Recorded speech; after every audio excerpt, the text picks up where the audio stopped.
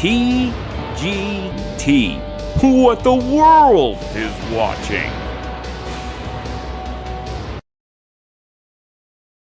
I always forget to add myself to the damn stream.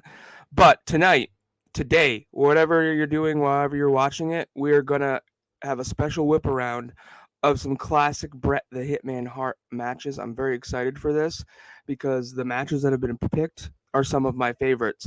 We have got Josh Shernoff and we've got Justin Davis. We have a star-studded lineup for you today. I'm excited. I don't know what else to say. So away we go.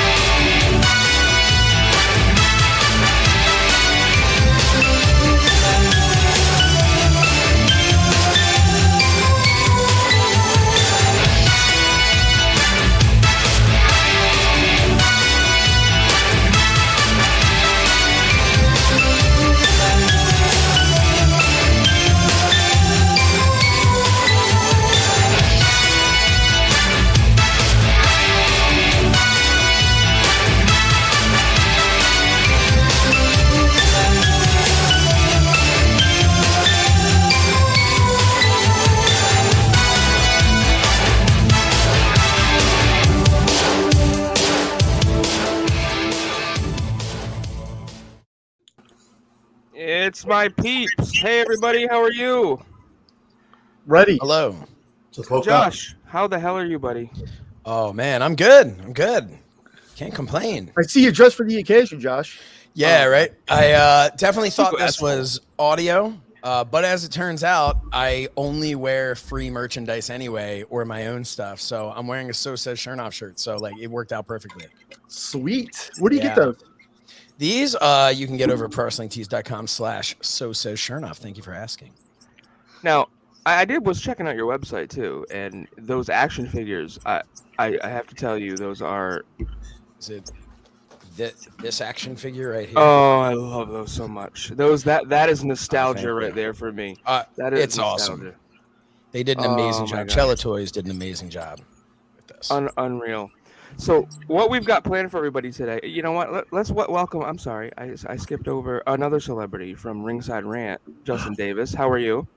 Hey, what's going on, guys? It's great to be back on Top Guy Theater, and even better to be joined by the amazing Josh Shernoff and maybe even Henry over there. But glad to be back. I'm glad to have you. We invited JD because he loves him some Bret Hart. So what we're gonna do today, guys, is we're gonna do kind of a watch along, kind of a whip around of some of Bret Hart's favorite our favorite Bret Hart matches, Josh's favorite Bret Hart matches. It's Bret Hart. Come on. So I want everyone to get onto Peacock. We're gonna go to SummerSlam 1990. The tag team championships are on the line between the Hart Foundation and Demolition. It is season 3, episode 1 on Peacock, and it is at 40 minutes, 46 seconds. I know we're all queued up and ready to go. So those of you watching along or listening, get yourself going because we're going to go. I'll give you guys the mark, 3, 2, 1, play, and we will go, okay? So in 3, 2, 1, let's hit play on this. And it is the beautiful, well, you know what? Let's do this. You know, our last episode with Conrad, we didn't get to do this, so we're gonna go right into Map It, so Henry can tell us where these matches are coming from. So here you go, Henry. Yo ho ho! Hey! Blow me down! Na na na na na. 332 Kitty Hawk, USS Kitty Hawk. This is Namcom State Doctor Roger, over.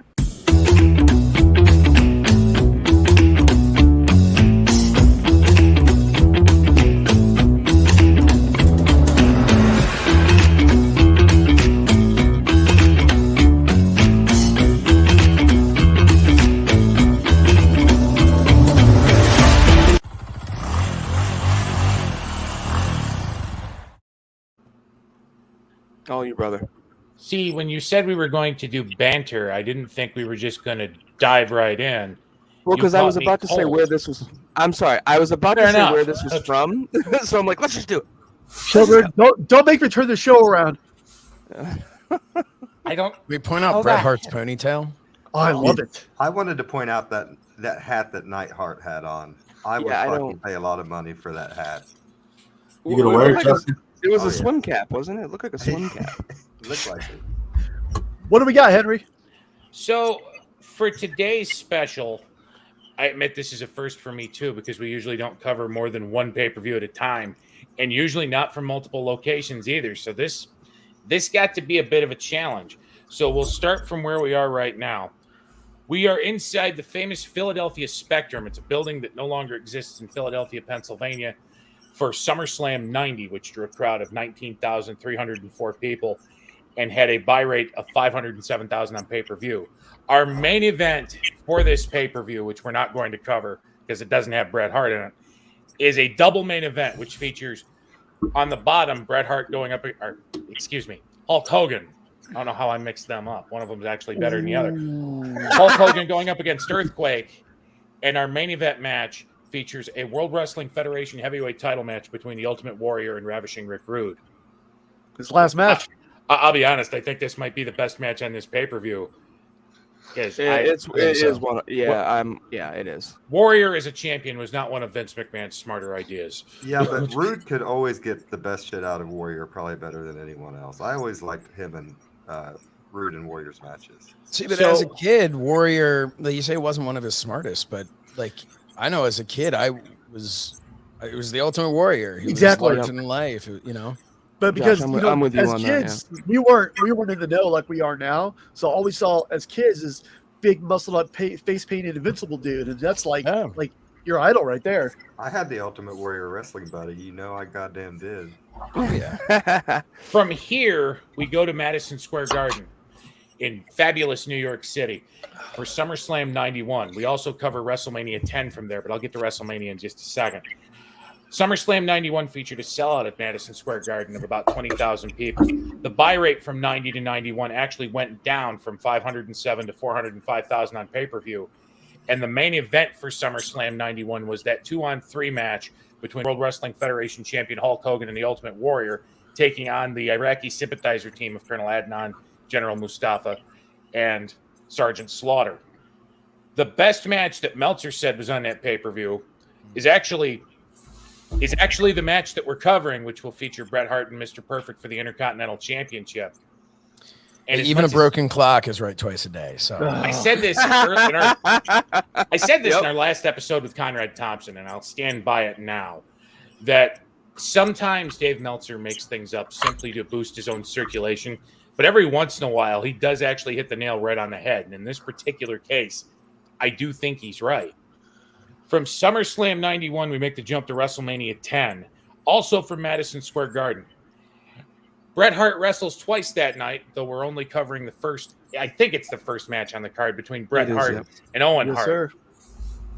Our main event does feature Bret Hart going up against Yokozuna for the World Wrestling Federation Championship, and Meltzer's readers said that the best match from WrestleMania 10 didn't involve Bret Hart at all, but it's the ladder match for the Intercontinental title between Shawn Michaels and Razor Ramon. okay. I love Bret Hart to death. I kind of can't disagree with him again here. I think Well, because it Frank- was revolutionary at the time. It was revolutionary Frank, at the time. if we were doing this episode on Shawn Michaels instead of Bret Hart, would this be like a marathon, like 8 hours for you? Oh, it'd be a 2-day show. Come on, now. 2-day show. Every Shawn Michaels match is the best match. Hey, I I'm love a Bret too. fan of Shawn Michaels. The reason that I wanted to watch Bret Hart stuff was because I thought, and this was the concept for those who are watching along with us, was to kind of watch Bret's progression in WWE. So I just chose this SummerSlam because this is the first pay-per-view that I didn't have to get from the video store. I didn't even realize that it was in Philadelphia, and I'm in Philadelphia. So I found that out watching the pay-per-view and was not pleased that I wasn't there. But I actually watched this the day after it aired. So we recorded it and then I watched it. So to me, though, this was like the first pay-per-view I more or less watched live. And so I started with that. And then, to end where you're about to talk about the match in SummerSlam 97, it was just to watch Bret's progression and all the different types of people that he faced. And I just think as much as I love Shawn Michaels, and I do, and he was exciting, I just don't think there's ever been anybody better than Bret Hart. I really he is just, every single thing he does looks real and makes sense. And that's not always true with Shawn Michaels, as much as I love him. Frank, do you need a minute? No, I'm a mark for Shawn Michaels. I mean, oh, that elbow drop, classic. I love that elbow drop. But Frank, I can't. What? If we did a show just on Shawn Michaels' real fights, it would only be about 30 seconds. Oh wow!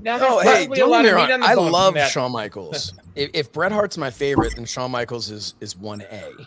Like he's up there as one of my favorites of all time.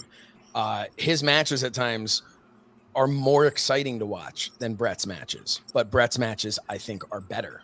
When it comes to Frank and Shawn Michaels, I can't. Oh, that freaking picture! I'm not putting that picture. I'm not doing that to Josh. I'm not doing that to Josh. Can we wait until SummerSlam 97 at least? I'm not doing that to Josh. Is lessened.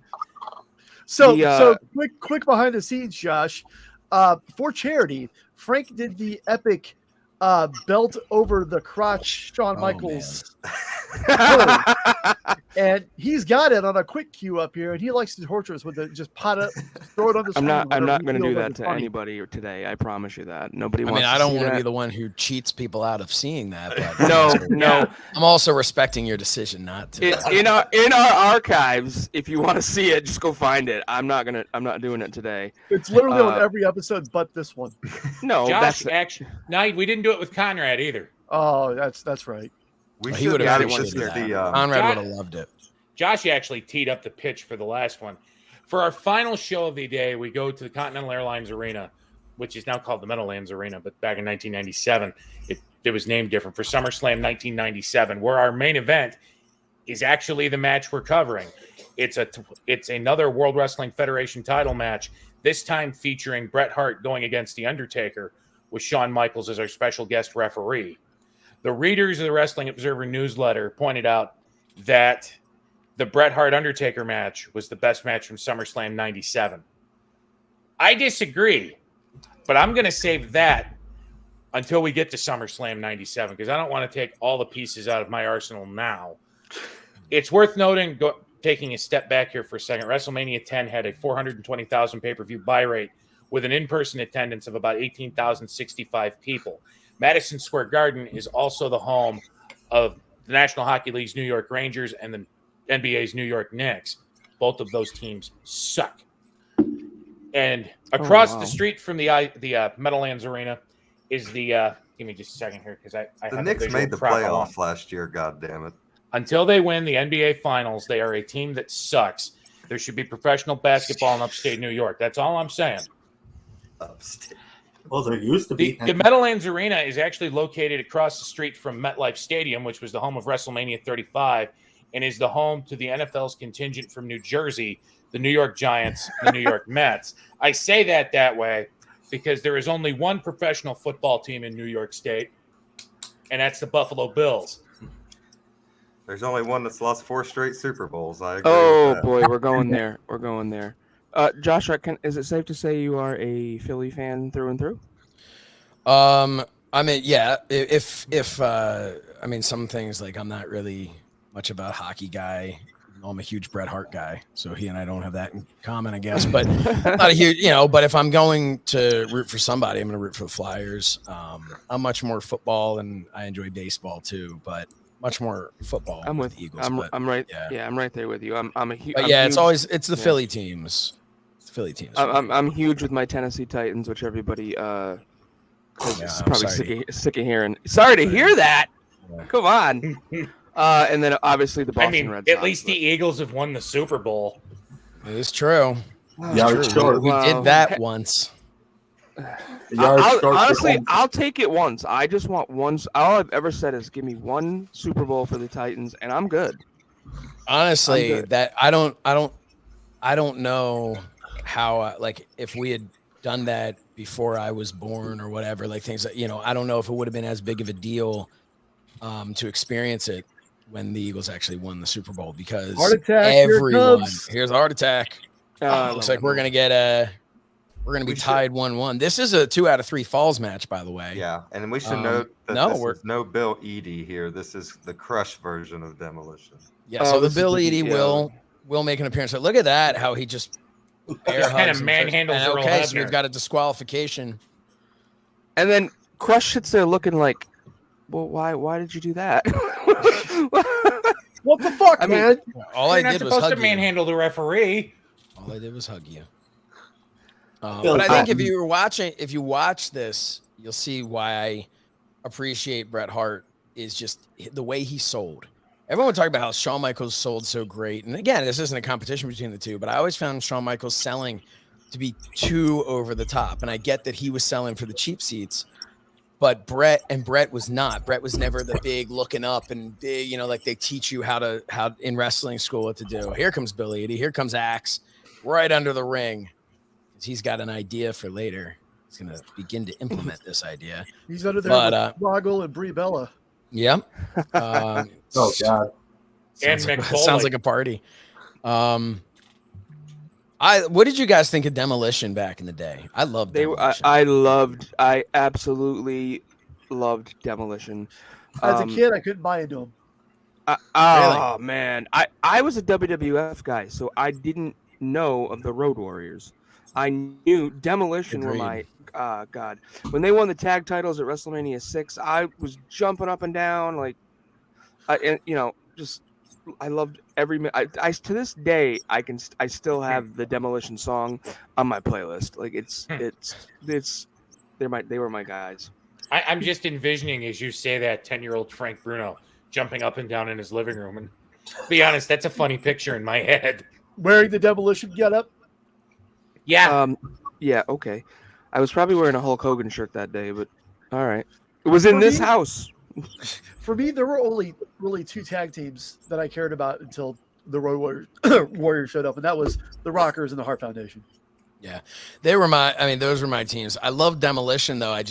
Some of it I think was the music, honestly. Yeah, the presentation, right? But the presentation of this I always thought was such a cool move. I love this. Wow.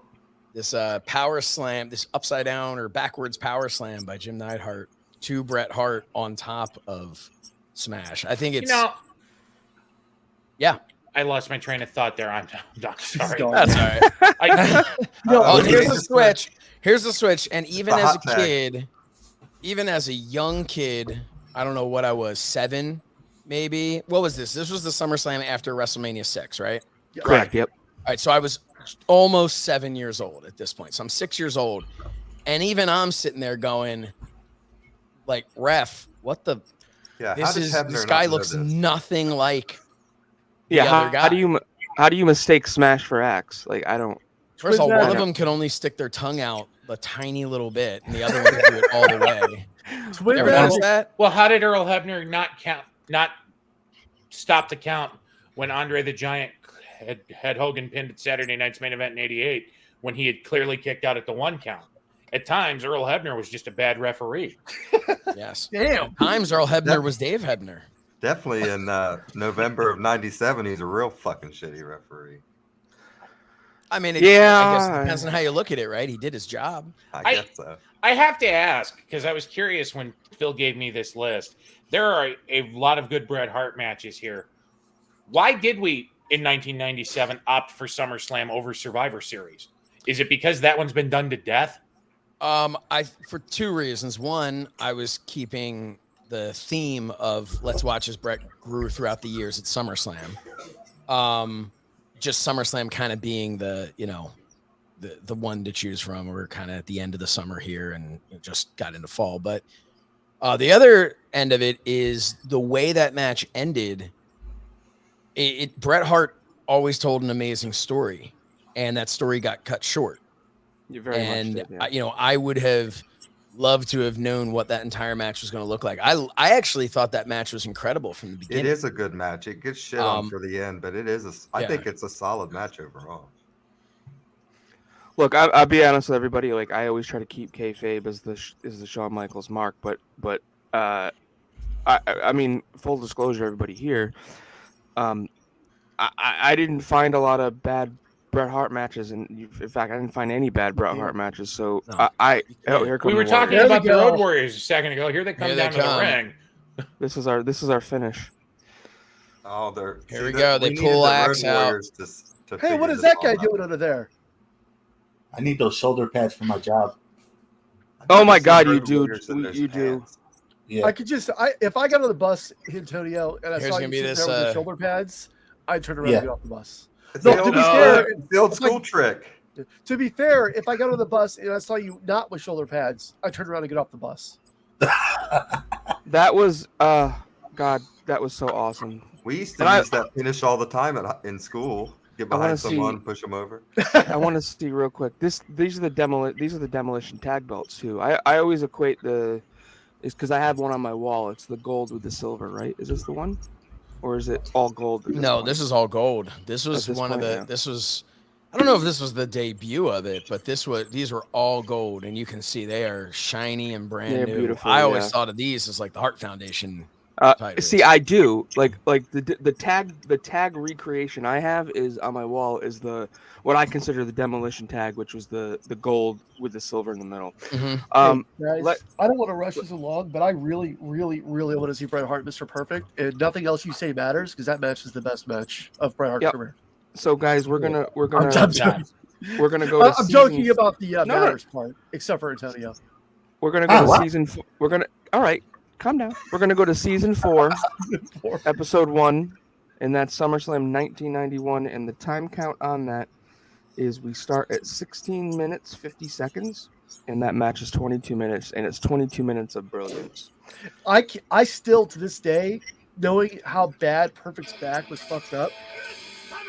And, of course, my sound goes on, so we'll get a little track it, I guess. Living is easy. Anything but easy. SummerSlam. The Vince McMahon. So one of the reasons that I picked it, like, let me get this. It's in my ear. There we go. Sorry. One of the reasons I muted it. This match, aside from the fact that this is one of the best matches in SummerSlam history, one of the best matches in both of these competitors' careers, one of my favorite matches of all time. The couple reasons I picked this one was. One, this is his first, you go from him at the height of the Hart Foundation as a tag team wrestler. I really think that was the height of it when they won those titles at SummerSlam. And to think how different things were a year later for Bret Hart. For me, growing up, everyone's like, were you a Hulkamaniac or an Ultimate Warrior fan? And for me, I was a Bret Hart fan. From the first time I started watching wrestling, for whatever reason, Bret Hart and the Hart Foundation, Bret was my guy. And so there was this like validation of my fandom when he became a singles wrestler. And I was just so excited about it. And then this match against Mr. Perfect's horrible haircut, like this was a great match. Let's start it. I'm ready. Is everybody ready? We there? 16 I'm ready when you are, yeah. All right. You good, JD? Yep. All right. We're going to go 3, 2, 1, play. We are in Madison Square Garden for the Intercontinental Championship. What I did notice is Mr. Perfect doesn't do well at SummerSlam, apparently, because the year before the Texas Tornado took the belt from him. A fun fact. First of all, I know anyone who's not a wrestling fan would look at this and be like, "What? This was not cool. This not whatever." To me, as a kid, all I wanted was that jacket, that bright pink jacket. Oh yeah, no. I wanted the sunglasses. All I ever wanted out of life was to be in the audience. Be the one, who got a sun. I have. Where are they? Oh man. Oh my God! Right here. Yeah, I have mine somewhere. He wore a lot of awesome coats, but this one is probably to me the most coveted one. I don't know, something about it when he went with like all pink, it was just so unique. That's some people are like, oh, pink. What? It's like, no, it was so unique that it always stood out to me. And here comes Mr. Perfect, and of course, the best manager he ever had, Coach. Oh, God. Again, like I look at this, I go, as a kid, I'm like, why is and you don't know the behind the scenes of Bobby Heenan not wanting to do it, and his neck issues and things like that. But what are you doing? Like, why not? I just wonder why. I don't think I ever really noticed that Heenan had problems with his neck. I was one of those kids that liked both this presentation and WCW's. I think it was the Clash of the Champions at the beginning in '96 when Pillman was doing the whole "I'm a psychomaniac" gimmick, and he grabs Bobby Heenan, shakes him. Yeah. While he's sitting at the announce table, and he starts screaming at Pillman and then leaves. Yeah. I think he said, "What the fuck are you doing?" Yep, he did. Yes, he did. And there's that kid. That son of a bitch. There's a little slap. Kind of looks like Antonio right there. Bastard. Josh, I don't have the Bret Hart sunglasses. I'm incredibly jealous, but I do have a pair of sunglasses from the most mediocre wrestlers of all time. That's J-E-F-F. J-A-R-R-E-T-T. Was That's that from right. It's Double J. Was that from the swag bag? That's from the swag bag. Yeah. So, I'm glad we brought that up because I wanted to say, Josh, you're all over the place at Top Guy Weekend. Boy, Jake. Yeah, it was as they lock up here. It was an incredible weekend. It was so cool to be able to be a part of that. I was all over there. I would see Josh interview people, at the doors, the talent, in the back. I'm pretty sure he was interviewing the guy in the urinal next to me when I was going to the bathroom. It was actually in the stall. In the stall, okay. When you do that, do you stick the mic over the top or underneath? I just get right in. I get right in. I sit down on the guy's knee, and I put the microphone up to his mouth. And that is not where I was expecting that to go. Talk about getting an exclusive. So that's an exclusive. He drops one. So it's the sound that really sells it. Mr. Perfect, let's talk about Mr. Perfect's hair. Horrible, bad decision. Not sure what was happening there. If that was a rib gone wrong or something, maybe somebody got him back. But what an incredible match this was. Another thing I want to talk about, I've always been obsessed with wrestlers' gear because I just love the artistic, nature of it and how people always stood out nowadays. Like people have different gear, but a lot of them, they're so different yet seem exactly the same. Whereas back in 91, there was a simplicity to every character where look at Mr. Perfect's gear. You knew if someone drew that, you'd know exactly who he was. Yep. And it doesn't say anything on it. But Bret's, what I loved, if you look at last year's SummerSlam that we just watched of 90, and then to this is the first time we start to see that little almost you can call it flames or whatever. I think he intends for them to look like flames coming off the, on the back there. On the back, yeah. Always look like paint dripping. It's also the first paint time looks like he's melting. It's also the first time I think we start to see the skull. It looks like something else. Yes, this is the skull. This is the skull and the wings in front of the heart, which of course would get bigger over time. And if I can point out where Mattel really shit the bed, they made a SummerSlam Bret Hart from this SummerSlam. And I want to say, and I might be wrong on this first part, I think the boots were I think they were too high. But the other thing that Mattel did horribly wrong was they put the 97 era centered heart and wings and skull, the big cartoonish skull. And I mean, that's right smack in the center, as opposed to doing the small one kind of off to the side, which is what he had back this time. It should have spent a little less time on Malibu Barbie, a little bit more time on Bret Hart. Jesus Christ, who did Malibu Barbie ever beat for a title? Well, listen, let's not disrespect Malibu Barbie. While we're on the tire, we don't want to. I do want to point out, I always really dug Bret's boots. I think his boots are badass. I agree. When I wrestled, I had boots. They were black and silver, so black instead of the white, and then silver, where he has the pink and the black, was all silver, and then I had the silver star. So I patterned them. It was different colors, obviously, but I patterned them after that style with the lines, the outline and everything. So always a huge fan of it. I always like the shiny black leather on the bottom of them. Yes, that was cool. Like the Air Jordans kind of. I feel like Jordan took ripped him off. Probably. You just dropped some knowledge on me here, Josh. I didn't know you used to wrestle. Tell us a little bit about that. Yeah, so I wrestled from 99. I started when I was 15. I started wrestling. I wrestled from 99 until the end of. Actually, I'm trying to think. I think as we're recording this, the 20. So 2 days from now will be the anniversary of my last match, which I'm thinking. I'm trying to. I don't like to do math. Nobody does. But it was 2008. So it's been a minute. So it's at 13 years, I guess. Wow. Yeah, it's been 13 years. This, I guess, Monday. Wow. Was my last match against a kid in his very first match, kid by the name of Rich Swan. I think I heard of that guy. Yeah, so I like to think I taught him everything he knows. Definitely did not, but I mean, it's I'm just so glad that there's he rips the singlet, Yeah. which was What was he thinking? like I feel like that was pre-cut. You know because what's the way really that funny? he intentionally pulled it down. It's like when a heel gets a singlet ripped, it's awful. But when a face pulls the straps down, he's like double powered up. Yeah, but that's because he does it himself and he gets all the power from the straps of the singlet. You know. But, there are two things I notice here about how they're shooting this. One, our referee's the same as it was in the last match. I'm pretty sure that's Earl Hebner. Two, somebody stop me if I'm wrong, but in more recent years when they go to the Garden and they shoot it for television, don't we usually see where the hard camera is going down the aisle?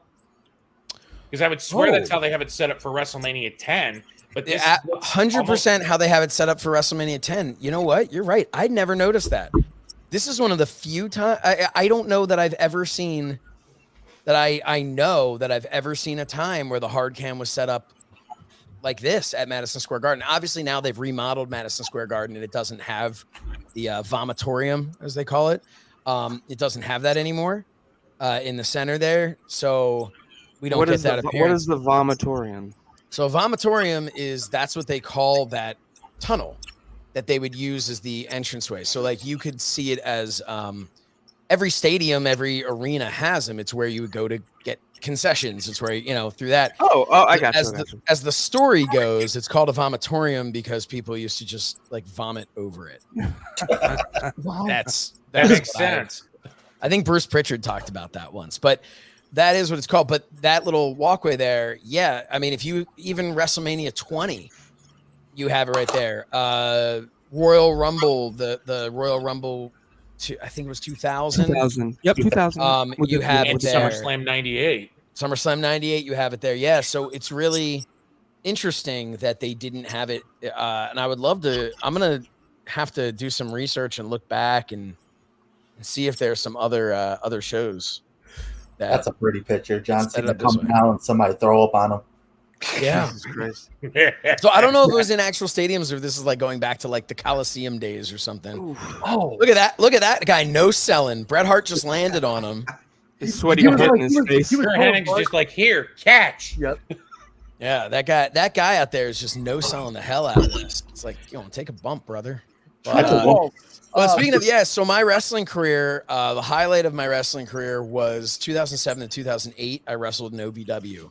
Nice. And I trained with Nick Dinsmore and Al Snow, and I was the designated driver, not just when they were drunk, but the designated driver for Wade Barrett and Drew McIntyre. Oh, wow. Because they didn't, when they first came over, they knew how to drive, but they didn't have an American driver's license. So I took over. Referee Kevin Keenan used to drive them around, and Kevin, fun fact, I actually used to drive to the Wild Samoan Training Center when he started training originally to be a wrestler.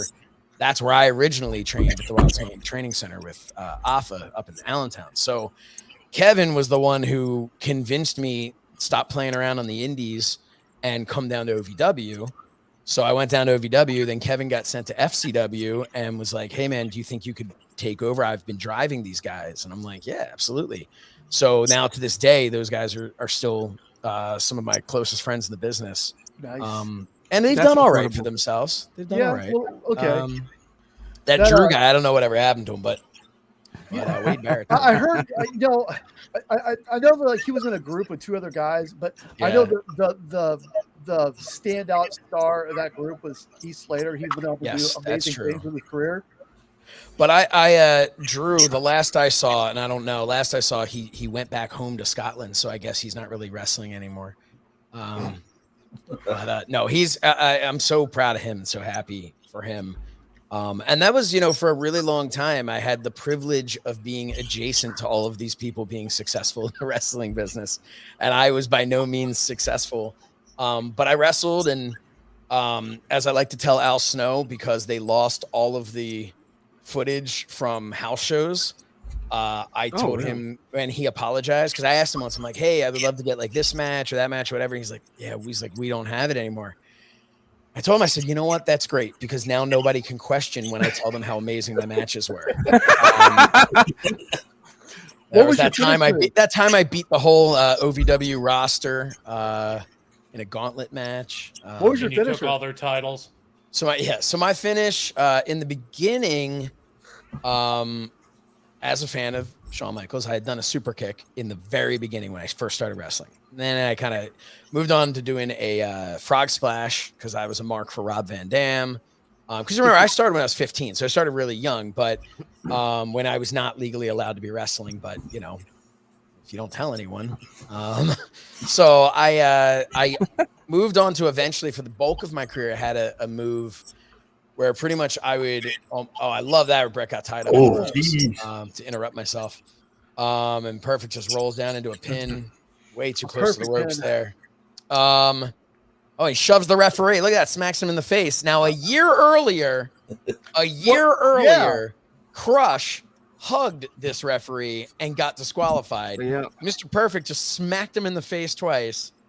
Hey, that lends. He does say, if you do that one more time, I'm throwing you out of here. Well, maybe that was out of respect to Brett, because if he does disqualification, Perfect walks away with the championship.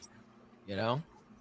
But so my move was, I'd basically take someone's arm, wrap it in front of them, and I'd kind of hit them with a bulldog, but I had to be holding their arms so they're almost like RKOing themselves while I hit them with a bulldog. Oh shit! Okay. The problem, it sounded cool, and it was a neat idea, because I wanted something original, but it was not quick to set up, and a lot of people, it took too much time of like trying to explain to people, and people would sometimes like land, they didn't know how to take it, and they'd go down to their knees, and I'm like, no, it's a front bump, like just a flat, you know, just pancake out, and it didn't go well. So at the end of my career, the thing I beat Rich Swann with, which I remind him all the time that I beat him, therefore I'm a honorary TNA and Impact World Champion, and X Division Champion, and Cruiserweight Champion.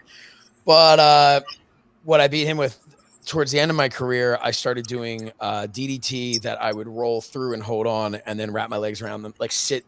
They'd end up sitting up, I'd be sitting up, and I'd have them in a guillotine choke. That's awesome. That was my finish there, and I called it Superstardom. And it's the only thing that reached superstardom in that career. So that's where Roman Reigns get it from. That's it. Yeah, Roman Reigns. He is a huge fan of mine. That's not true. Never met him. Even though I trained with the Samoans, I've never met Roman Reigns, because they were all on the West Coast. So I never met those guys. What a transformation that guy's had in the last 18 months. Yeah.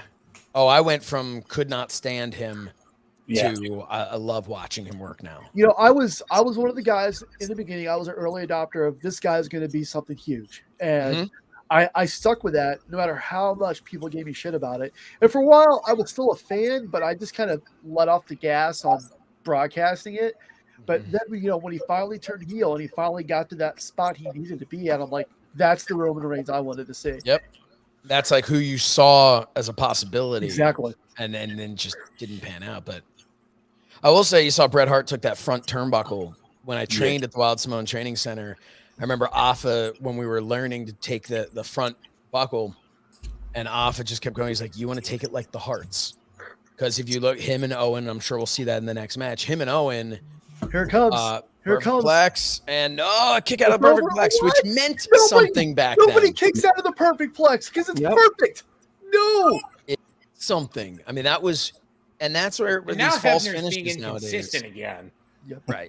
Well, that's it. These false finishes nowadays, not to be like one of those back in my day thing, but as a fan, I look at it and it doesn't matter. Like, you're excited the match didn't end, but you've completely lost that ability of like, wait a minute, nobody kicks out of this. Yeah. You know?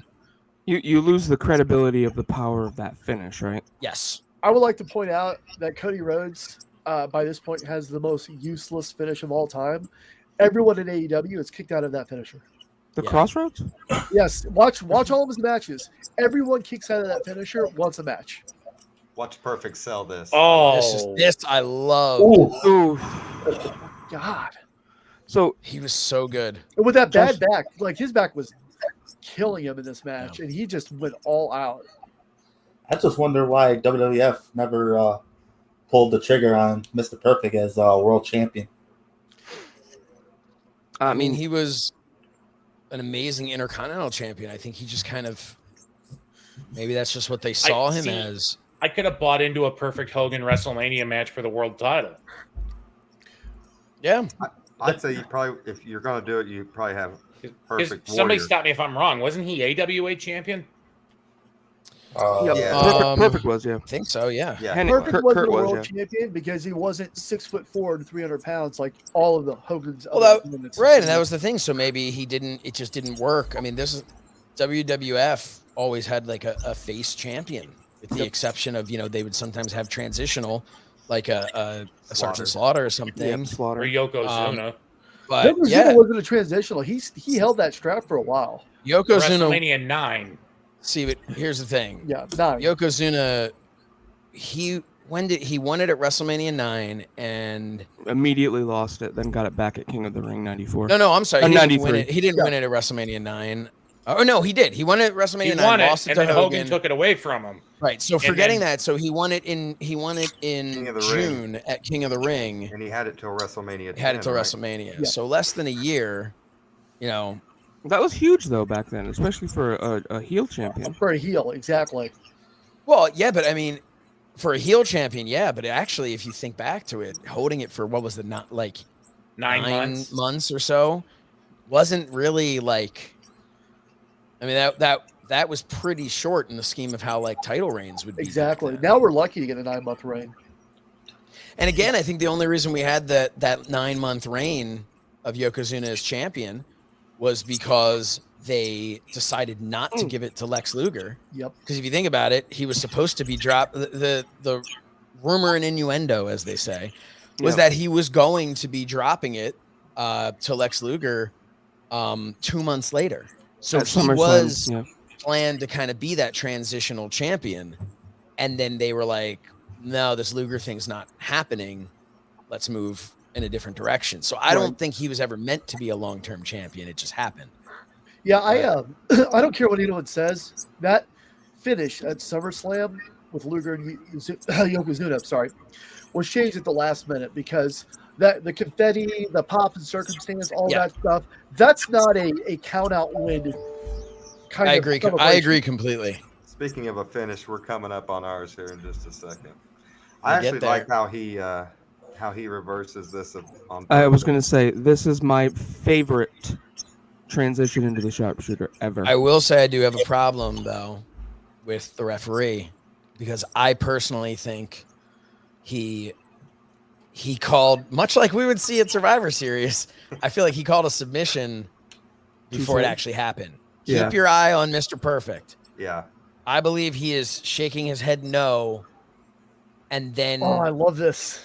I And think it's he did it called- though because Perfect's back was fucked up. I don't think he wanted Yeah, to but keep look, him in there very long. See? He called for it. Well, He didn't Perfect even have hadn't it even... wasn't even cinched. Brett really fucking leans into it right there too. Yeah, he So does. technically, he was practicing. He called for Wow. it. So But, Josh, my favorite part of the end of this match is when Lord Hayes goes over to Stu and he goes, "We're here with Stu hot. Stu, what do you have to say?" And he goes, "Eh," and he's like, "Thank you, Stu." Back to Yep. And I was like, it's man. And then he's still talking, and he's like, oh, And then that whole thing where they couldn't get a singlet off. I always felt that Mattel, when while they weren't crapping on the actual figure itself, it should have come with soft goods singlet, like ripped Mr. Perfect singlet. I think if they ever did like an elite version of that or whatever, or they're like, you know, one of their real big things, there's Stu giving Helen a little tap, like, see, I told you beating him in the basement would eventually lead to his success.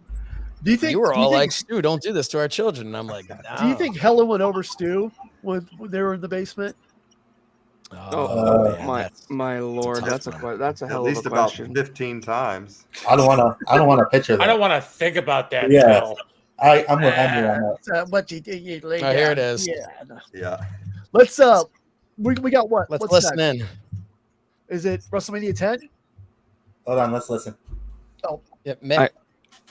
He says, "May I have a word with you?" Highly emotional scene. Yeah, sorry guys, I could have tracked it for you. failed. That was definitely a rib on Stu. If you think about it, knowing what we know about the business now, he goes, "Tell me exactly how you're feeling," and Stu starts talking, and he just goes, he's a little bit speechless, and just takes the mic away. And I really believe that was a rib. You know, Vince was somewhere. That's good shit, pal. Yep. All right, guys. Fucked with Stu. We're gonna move over to probably one of the better opening matches of a WrestleMania. We're gonna go to 1994 WrestleMania 10, and on the network it is season 10, episode 1, with a start time of 10:15. So if everyone wants to get themselves ready, you're probably gonna have Vince in your ear again here. Gotta go find WrestleMania. Good luck. About time for WrestleGamia. Pay-per-view specials. Hey, yeah, WrestleGamia. Plug that. WrestleGamia tonight. Josh will be on there. And I am one of the sole winners of WrestleGamia. I'm the only winner at WrestleGamia 2, and I will hold that trophy dear to my heart for life. The host of WrestleGamia just tried to call me while I was on here. I should have tried to answer it, but I'm on here. He knows. He knows right now. I literally talked to him this morning. He knows we're recording right now. He may not have known I was on. Efren, if you're watching this, you knew better. Maybe he just wanted to be on air with us. He doesn't want to share the show with other people. It is Efren and Efren alone. He actually won, and we had Hornswoggle on a little while back. It's actually kind of neat because I pulled up WrestleMania 10 while y'all were watching the Stu Hart interview, and I'm looking at the still image at 10:15. Yeah, and you see the design that I was talking about with SummerSlam '91. The hard camera sitting it back up at the top, and you can look down the aisle, and that to me is one of the more iconic images I have in my mind at Madison Square Garden. Yes, I mean, I think that, and that's, I kind of hate that they remodeled Madison Square Garden and got rid of that, because it was just always made it feel extra special. And I don't know, that may have eventually been a thing where they didn't think about it back at SummerSlam, 90 or 91, and they may have after that just been like, we should just always have it looking this way. You know what this picture reminds me of? A picture we saw on social media 3 days ago of Arthur Ashe Stadium. Yes, that was that was an incredible night. You see people online who love to just whine and complain about either WWE or AEW, and if you like AEW, then but you don't like WWE, then WWE fans are terrible, and vice versa. Like, it's ridiculous. What I will say was that I've had the privilege of being, with the exception of the shows during the pandemic, I've been at every important AEW show, from the first pay-per-view to, actually, I was at all the pay-per-views until the pandemic.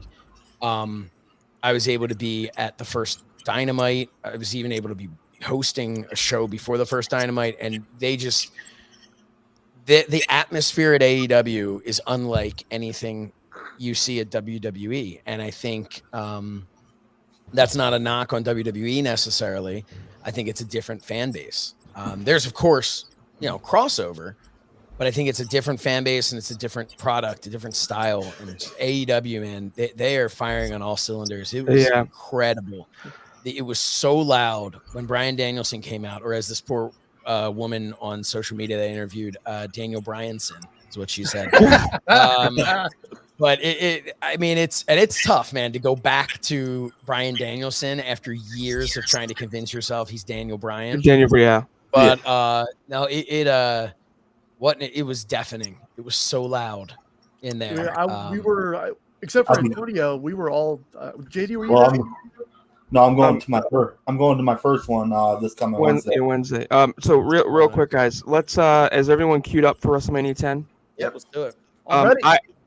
This is one of my favorite opens. So if you don't mind, I'm going to do my best to track it. Okay. All right. Give me 1 sec. Yeah, the match I'm looking forward to on. Oh.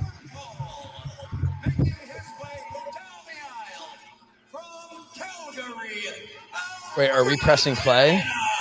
Oh, yeah. We should have said that. 3, 2, 1, play. Why don't we go back to 10? Yeah, go back. God damn it, Frank. Frank's not here. Frank's getting excited. Typical Titans fan. All right, shut your damn mouth. So everyone go 3, 2, 1, play, and I'll retrack it. Retrack it.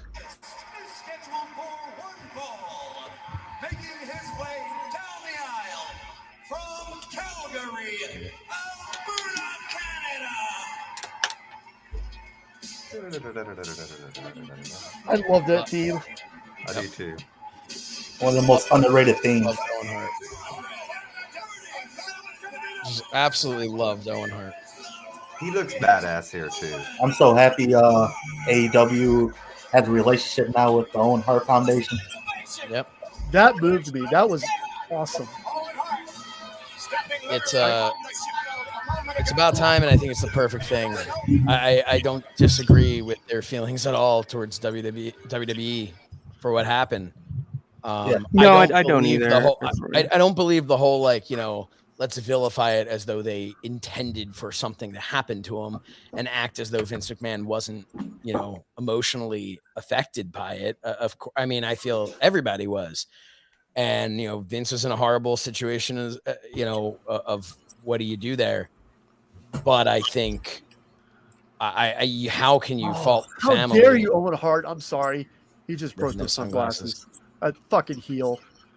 Well, the reason I wanted the amount of money I would drop for one piece of those ripped sunglasses. The reason I wanted to track it was that I always got a kick out of how they played the crowd, thinking it was Bret coming out first. Yep. Oh, it's amazing. And I was just like, oh my god, it's gonna be Bret, and it's like, boom, yeah, this is a classic shot with the pink coming out. This is great. So let me ask you guys, out of all of you here, who thought Owen was gonna win this match? I didn't. I didn't think that. I didn't. No way. No. So I'm actually thinking too. I don't think when I suggested it, I don't know if I said this match. I think I said the SummerSlam cage match. To be honest, did you? Yeah, because I think it was keeping with the SummerSlam. Actually, I've got your note. Do you remember Bret's jacket being that long? No. This is the only time I think he ever used it.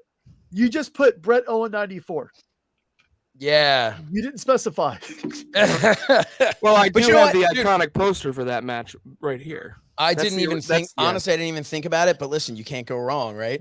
I still think this is career progression because this night, after this loss, he goes on to win the world championship and then goes on, afterwards to have a championship feud with Owen Hart at SummerSlam. Yeah. So the amount of money that I would lay down for one of those chairs. That's what I was thinking, Henry. This is the launching pad to the next point in his career.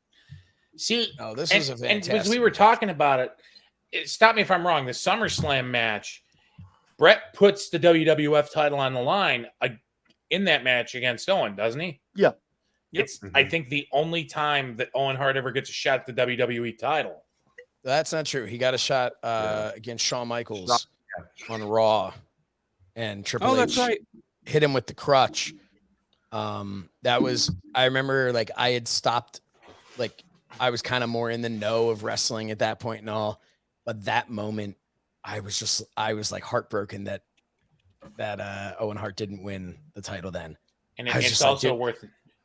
Yeah, I'm sorry. No. I was just gonna say that at a time they were doing hot potato, why not? Honestly, I don't know why Owen Hart never had a run with the WWF title.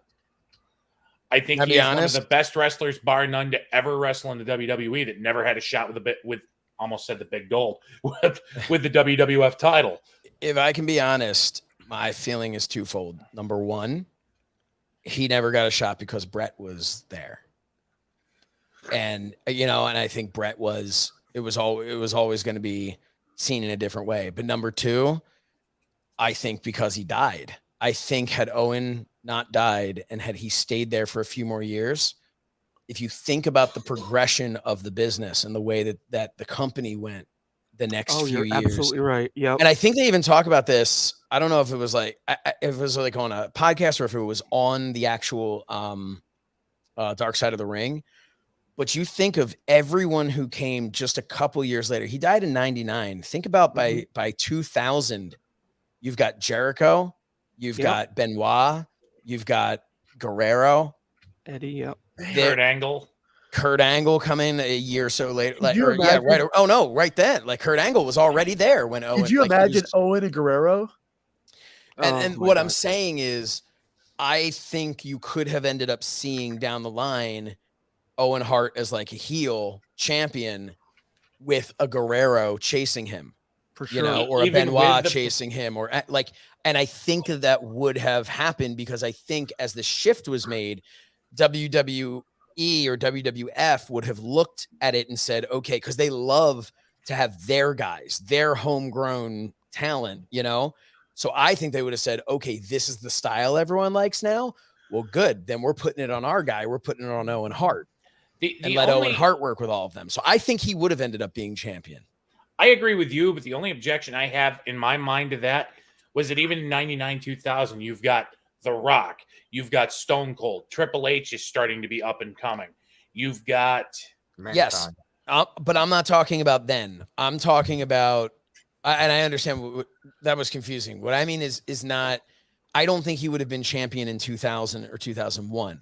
You think if they keep going, eventually he becomes top guy, right? I think by 2004, right? 2004 is WrestleMania 20. So 10 years in the same building, 10 years after this was when we saw Benoit and Guerrero celebrating in the ring. And I think that you could have seen around that time period, Owen Hart being in the mix there with your Kurt Angles, and then you think about Shawn Michaels coming back. Matches that Shawn and Owen could have had at that point in time. Like, there's a lot of what ifs and a lot of, dream things that unfortunately, in the scheme of things, it would have been nice for him to have just been alive and never step foot in a ring again, just to be there with his family. But strictly looking at it from a wrestling standpoint, the missed opportunities. Yeah. But I think he could have been champion. And if not, I think he would have been in the main event picture. I've been reading Martha Hart's book, and in it she said, because I always kind of thought that he was planning on quitting in like a few years after he died, but he said that he was going to probably wrestle until he was 40, which would have been 6 more years at least. Yeah. So that would have put him into 2005 at least. And even then, I don't think he would have completely walked away from the business.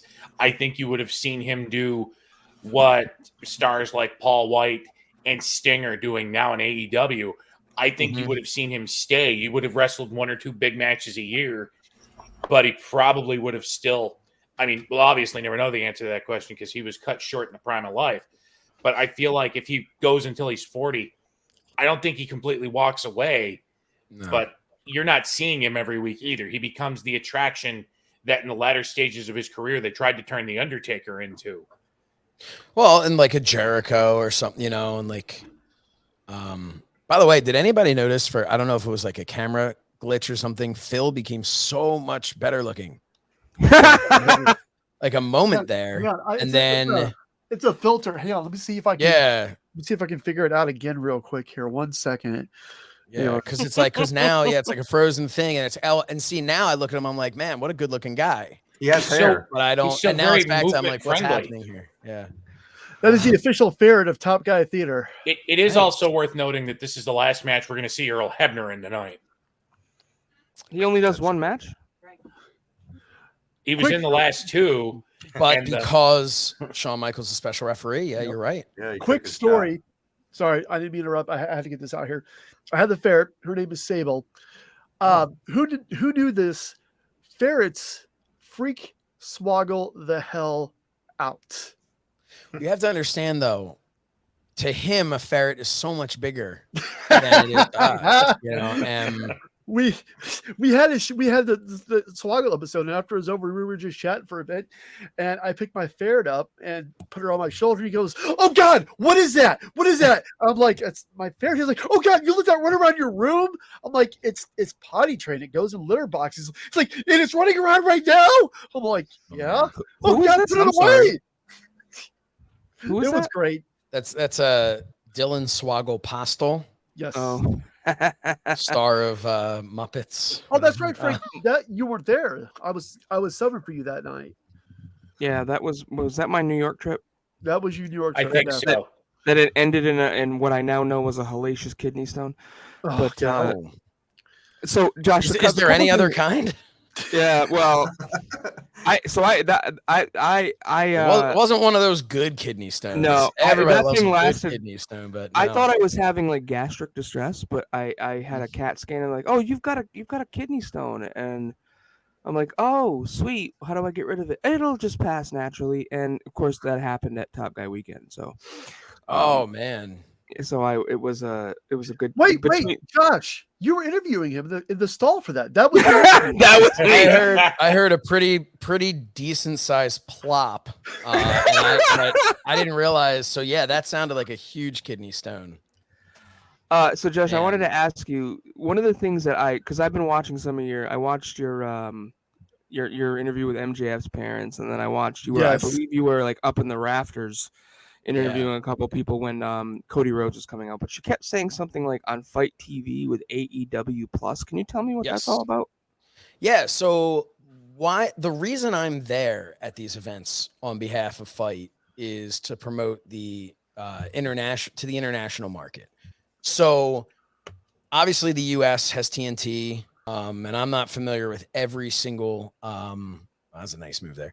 Every single market that they have, but I know for instance, if you're in Japan, if you want to watch AEW, you have to watch it on Fite. And in getting that, it's like a subscription based, from what I understand, of AEW Plus, which gets you access to everything. Now, I don't know if I mean, for all I know, it's just a separate branding, because I've never actually used AEW Plus because I'm in the US. So when I go on Fite, I don't get Dynamite or Rampage. But you can use it. We had the pay-per-view the past pay-per-view All Out was on Fite in the US for the first time. But yeah, so it's in the UK, in Scotland, in Japan. There's a whole list of places, and you have to just kind of check availability in your own market to see, because it's always changing too. Because AEW is continuing to make, and a lot of people blame Fite. They get like mad at Fite when they're like, oh man, why can't I watch it in this place? And they're like tweeting at Fite. And it's like, like, not to tell any tales out of school, but Fite, I'm pretty sure, would happily air it everywhere.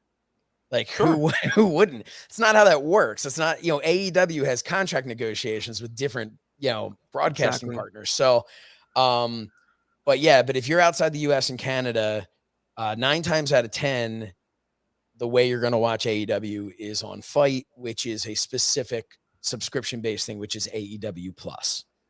And Fite also airs the pay-per-views too, correct? Outside the US, yeah. And now inside the US for the most recent one. It was just on Bleacher Report, I think, wasn't it? That's where I go. I used to go to BR Live, and then they switched it to Bleacher Report. Yeah, so I don't know where. I know it was not exclusively on Fite in the US, but I know that it was available on Fite, and a lot of people were a lot happier, because some people don't like going through Bleacher Report or BR Live or whatever it is. So that's what I'm there doing.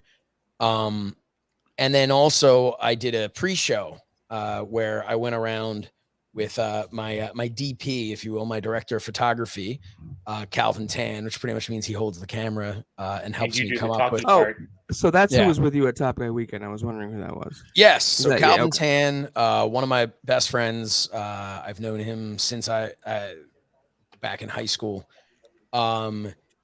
He's also a professional magician and spent hours doing magic for the AEW locker room.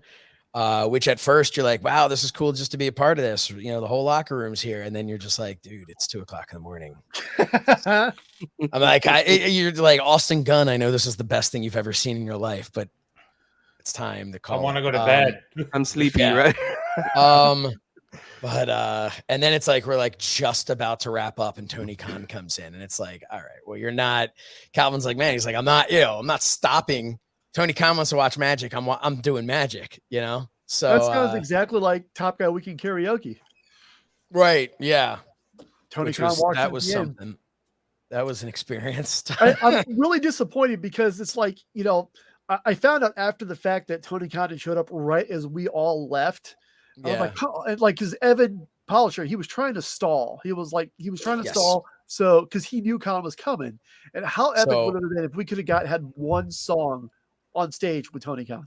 So I will say, without getting too into it, because I don't know what I'm allowed to say or not allowed to say, but it was not Evan's fault. It was not Conrad's fault. No. It wasn't Tony's fault. It was the venue. It was the hotel. They were telling the show. And it wasn't the hotel's fault. It was one guy's fault.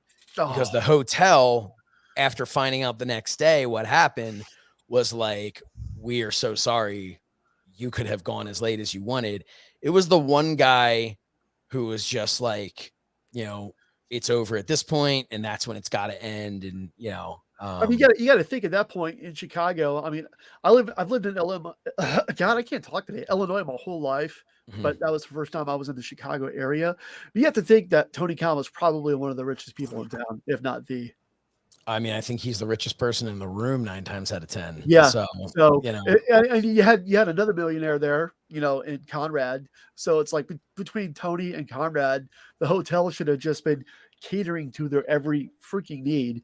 But you know, I'm not. And the hotel, and honestly, the people at the hotel are phenomenal. Absolutely. And they would have done anything. They were. Melissa is the name of I can't remember her last name, but she's the manager there. She's incredible. Like she will, you know, and had she been there, you guys would have been singing with Tony Khan.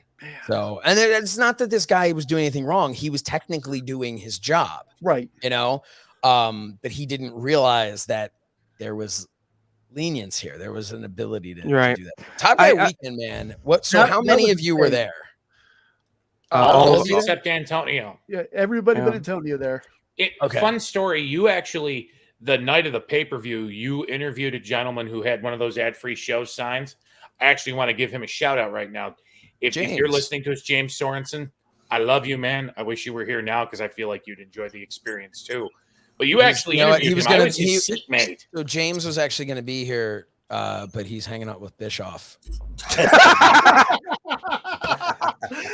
What a coincidence. There's rumor and innuendo that we might be doing the same thing later this afternoon. Yeah. So no, James, we like to bust balls with James because he was supposed to come on the Mind of the Meanie podcast, which, by the way, I have a podcast called Mind of the Meanie, which not really mine. It's the Blue Meanies podcast, and I'm the tour guide into his mind. Oh, nice shirt there, Frank. I see that. Love that. I love this shirt. But Pro Tees had a special on it, and I'm a mark for cool. the Ghostbusters, and I love Blue Meanie, so boom. Yeah. But no, so James is a Patreon member, and our highest tier, he's the Sorensen Blue level. And we named it after him because he's the only one. Sorensen Blue level. Well, not officially, but we actually sent him a shirt that said Sorensen Blue level. I love that. No, so he's supposed to come on the show to be like a guest host. Like that's part of it. When you pay this absurd amount of money to be, you know, on our Patreon, you get to every 3 months, you get to pop in as a guest co-host on the show. And so we're like, all right, well, we'll do this episode. And then he's just like, oh, I can't, I have to see a friend. And I'm like, I'm like, oh, that's cool, man. Well, we can do it next time. And then I see it popping up that this friend is Eric Bischoff. And so we've just been giving him a hard time ever since then of just, He had a 1 hour lunch meet at a bar with Eric Yes. Bischoff, and now they're best friends. Well, I will say, honestly, Eric speaks very highly of him in all seriousness.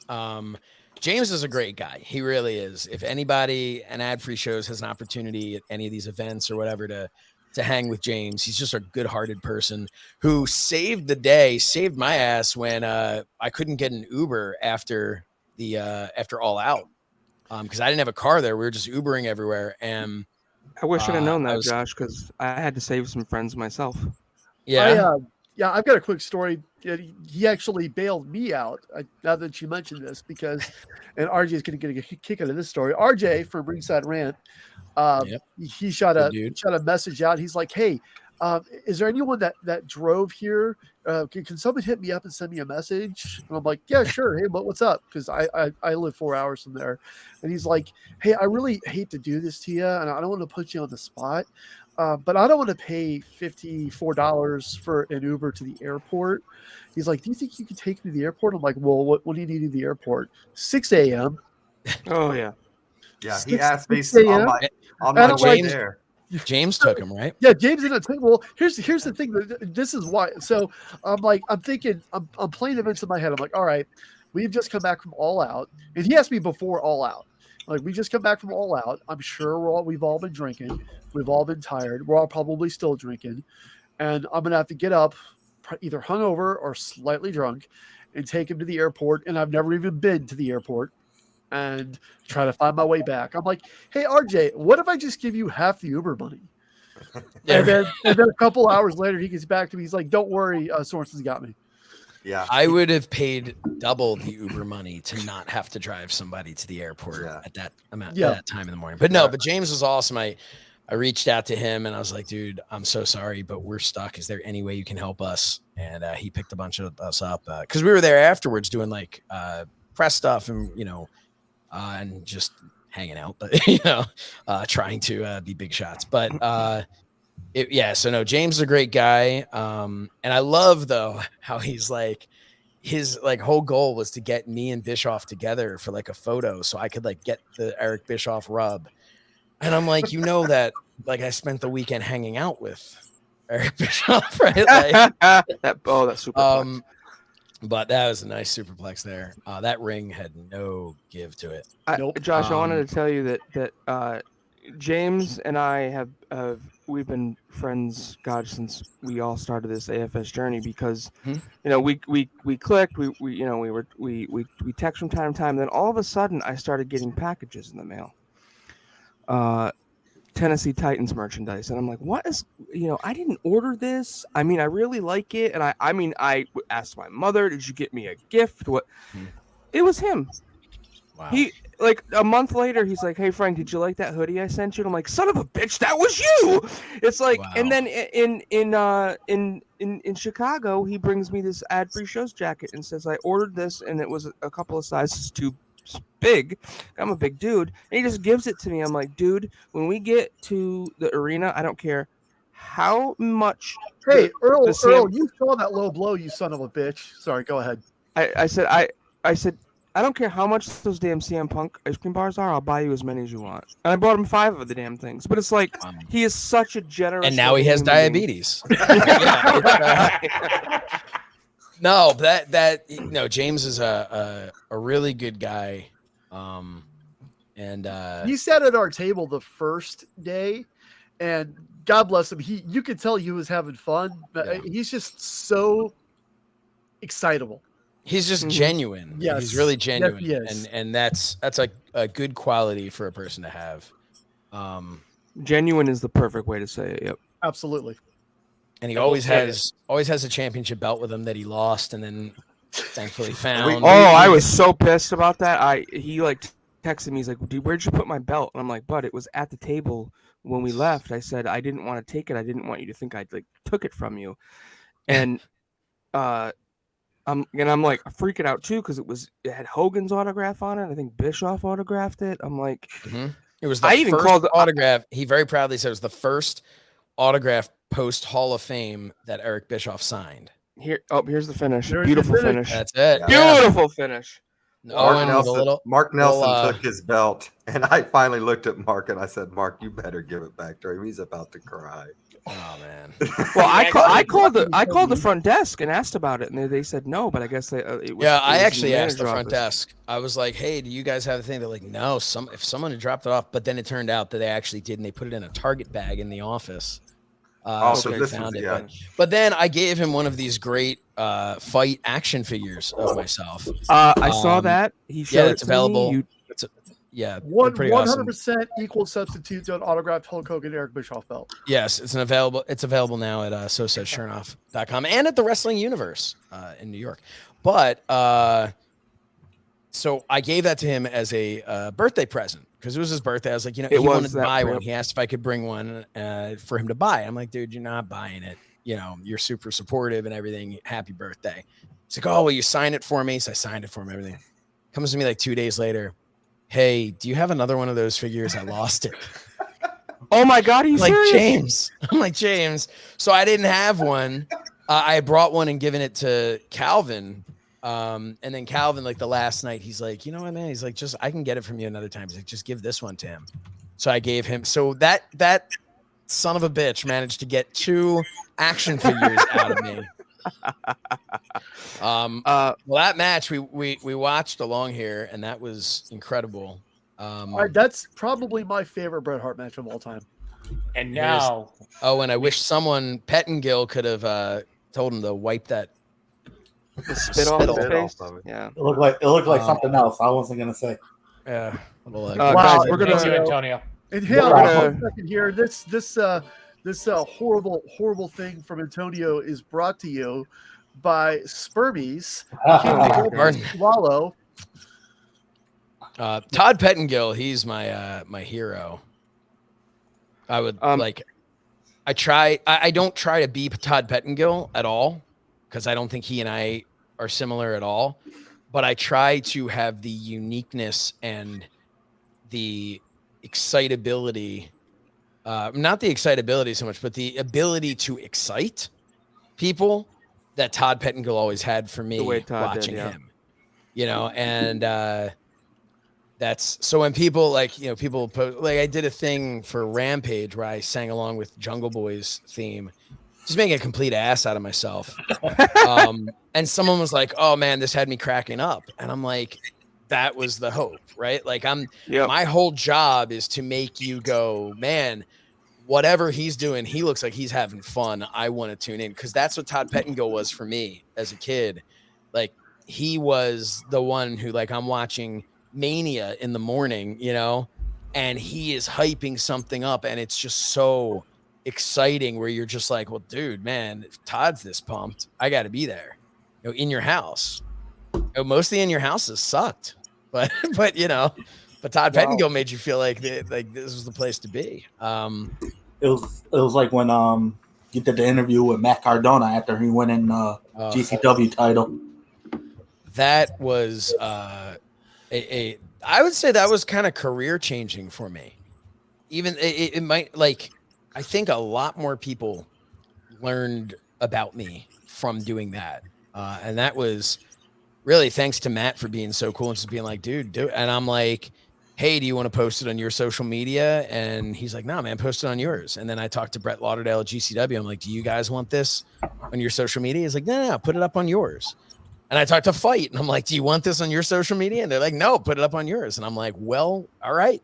Here we go. And so I did that. And that was huge. And for exposure there. And then the fact that we were already in Chicago and Matt was doing his thing where he dropped the title to Moxley, and we actually went, if you notice on the Top Guy Weekend stuff, my interview with Paul White for ad-free shows, I'm actually still wearing my GCW tie because we were actually at GCW to do a live Fight and Focus beforehand to do a pre-show, and then went back to do that interview with Paul White and then came back to do the interview with Matt Cardona after he lost. So I actually still had my GCW tie. I'm like, do you want me to change the tie? And what happened was they're like, we've got Paul White here for such a short amount of time that they were actually nervous the amount of time it would take for me to run up to my room to change my tie. You have to go. That he would have to go. And they're just like, just get the interview. It's more important than changing the tie. So that's what my night was then, was I worked ad-free shows the whole weekend until I went to go do the live thing at GCW, and then came back to do the thing for ad-free shows, and then back to GCW, and then back to ad-free shows to finish it up. It was a lot. But it was amazing. It was an amazing weekend. That they got to do another one. Or we talked to Conrad this morning. I don't think we're portraying much about this. He says they've already got a city and there's 2 venues fighting over who gets it right now for the Top Guy weekend. Yes. That's surprising. That's surprising that they wouldn't go back to the same place, because I feel like he just loves being there. I have a prediction. This is not something anyone has told me or anything else. This is just my guess, because I feel like Conrad wants to stick to, like, the StarCast kind of things. Mm-hmm. So I'm guessing our next one's going to be in Vegas. So are we? I don't mean to interrupt you too, but are we all queued up and ready to go? What is it? 206:55. Well, so Josh, just to keep time in mind for you, I did jump it to 2 hours 16 minutes 9 seconds, which is the start of the match. So we cut the intros. Okay. So everyone out there, we're going to SummerSlam 1997. That is. So what was it? What'd you say? 216. 09, yeah. So we're going to season 10 of SummerSlam, episode 1 at 2 hours, 16 minutes, 9 seconds. And let me know when you guys are ready and we can hit play. Ready. But yeah, no, I feel like I know Conrad loves Vegas, and it just, it's like, I don't remember who I was having a conversation with, but somebody asked me, he's like, if you could pick where you think it would be.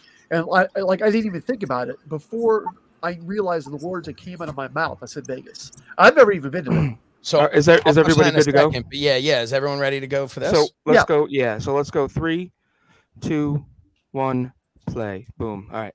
Right off the bat, before we get to the Vegas thing, you got to talk about, here's Shawn Michaels snapping those buttons there, taking his time. It's like, man, somewhere somebody's saying that shit needs to be Velcro. It's amazing how much better Earl Hebner looks. 24 years later. I was going to say, Earl Hebner looks jacked right here. He's still a shitty ref. And Bret Hart, to me, even though sometimes I wonder whether or not this was actually Bret in his prime. I mean, he was 40 years old, and I almost feel like it's a toss-up, because part of me feels like this really was Bret in his prime in 97. Maybe it was just WWF in its prime in 97, but I just felt like this was, to me, like, I grew up a big Bret Hart fan, an enormous Bret Hart fan. But here I look at this and I'm like, he is just truly the best here. Josh, I feel like 97 was his best year for me. Yeah, well, you gotta remember he was doing Until something November.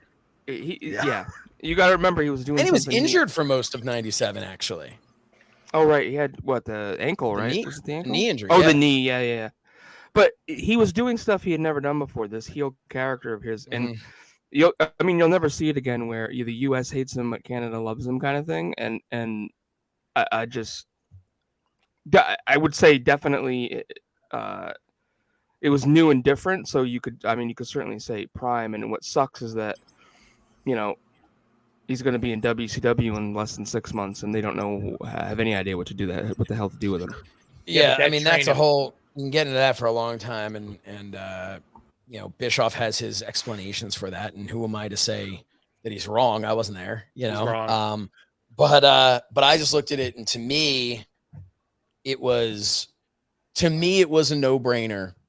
He comes in there to go right after Hall and Nash, because to play up on the reality. He goes in there and he's there now, and he just attacks Hall and Nash. And it's like, why did he do that? It's like, well, not only is he here for more money, but he's here for, if he can't take it out on that, that son of a bitch up north, then I'm going to take it out on his best buds. Right.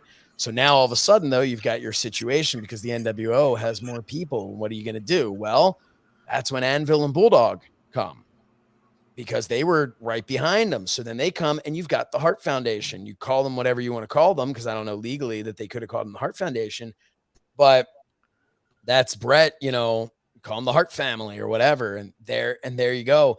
Now you've got the NWO storyline, which has grown stale. You now have the NWO versus the Hart Foundation, and start bringing in more people. You grab Jericho, grab Benoit, grab these people who are these Canadian wrestlers who are being underutilized and held back by the NWO and Eric Bischoff and all this stuff. And there's a story in there that to me, just it begins playing off of the Shawn Michaels screwed me over and I'm coming after his buddies as retribution since I can't get after Shawn. And it very quickly morphs into a strictly WCW storyline of it's Bret and his family and his, you know, whether it's his real family or it's his Canadian family, the people who trained in Calgary and all that. And you just build that and it's them against the NWO and then pepper in, let Sting be a part of it. Let, you know, whatever. It was horrible the way it was done. And Eric always says that he brought Bret in to help with the Canada situation in WCW. Well, if that's the case, then if you do what Josh just said, that would really help that situation. Absolutely. I don't think that Eric is lying in anything that he says. I think that it's twofold. One, it's been a while, so he probably doesn't remember exactly what he was thinking on. Two, his job was not focused solely on Bret Hart, right? So here's a guy who Bret Hart is to all of us. We're like, my God, you got Bret Hart. And to him, it's like one little, you know, line on his to-do list that day is to focus on the Bret Hart story and the Bret, you know, he had so much going on. And then I think on the other side of it was he was in the bubble. And if you're in that wrestling bubble, which is where Bruce Pritchard is right now, it's where Vince McMahon lives. It's no matter who you are. Tony Khan is in the AEW bubble. You know, when you're in that bubble, things make more sense to you because you can't see it from the outside. It's one of the things I think Tony Khan is so good at is seeing things from the outside, even considering that he is not on the outside. Yeah, I think he's very good at seeing what the fan base wants, but even then he's not going to get it right all the time. Josh, can I ask you why, if he can do that for AEW, why the hell can't he do that for the Jacksonville Jaguars? Because one's a work. There you go. I do want to circle back here to something though. The match before this, what I would argue the better match of SummerSlam 1997 isn't what we're looking at in the ring right now. Mm-hmm. It's the match that precedes this one with Bret's little brother Owen and Stone Cold Steve Austin for the Intercontinental Championship. Because that's the thing I remember most about SummerSlam 97. That one went off, and that went off flawlessly. Yeah, I definitely remember this match, and I like I said earlier, I just love the finish to this match. It's such a kind of Pat Patterson and Bret Hart melded finish that I love so much, and it just tells a great story going on into Undertaker and Shawn Michaels now feud after this. But it's also, which is an amazing thing if you think about that. Bret walks out champion, and somehow that demotes him out of the main picture. Mm-hmm. So I'm curious, Henry, because I'm on team Bret Taker here. Not that I don't love the Stone Cold Owen match, but what takeaways do you have that elevate it past this match? I would say look forward into the future about a month when Raw goes back to Madison Square Garden. They won't let him have the Intercontinental title. They won't let him wrestle. Austin reveals that McMahon is the one that's jerking the puppet, so to speak. Yeah, I think there's actually a better turn of phrase for that, but I'm going to go with that for a minute. We don't know what he's doing with puppets backstage. That's fine. I see it, to me, from SummerSlam 97 to WrestleMania 98, Austin continues to move up the card, and we will see one of the participants in this match that we are watching right now go toe-to-toe with Austin at WrestleMania 14 for the WWF title. one of these participants is going to get fucked out of the title in Montreal at Survivor Series, go to WCW, and his career will effectively be over. And then there's The Undertaker, who's just a straight badass.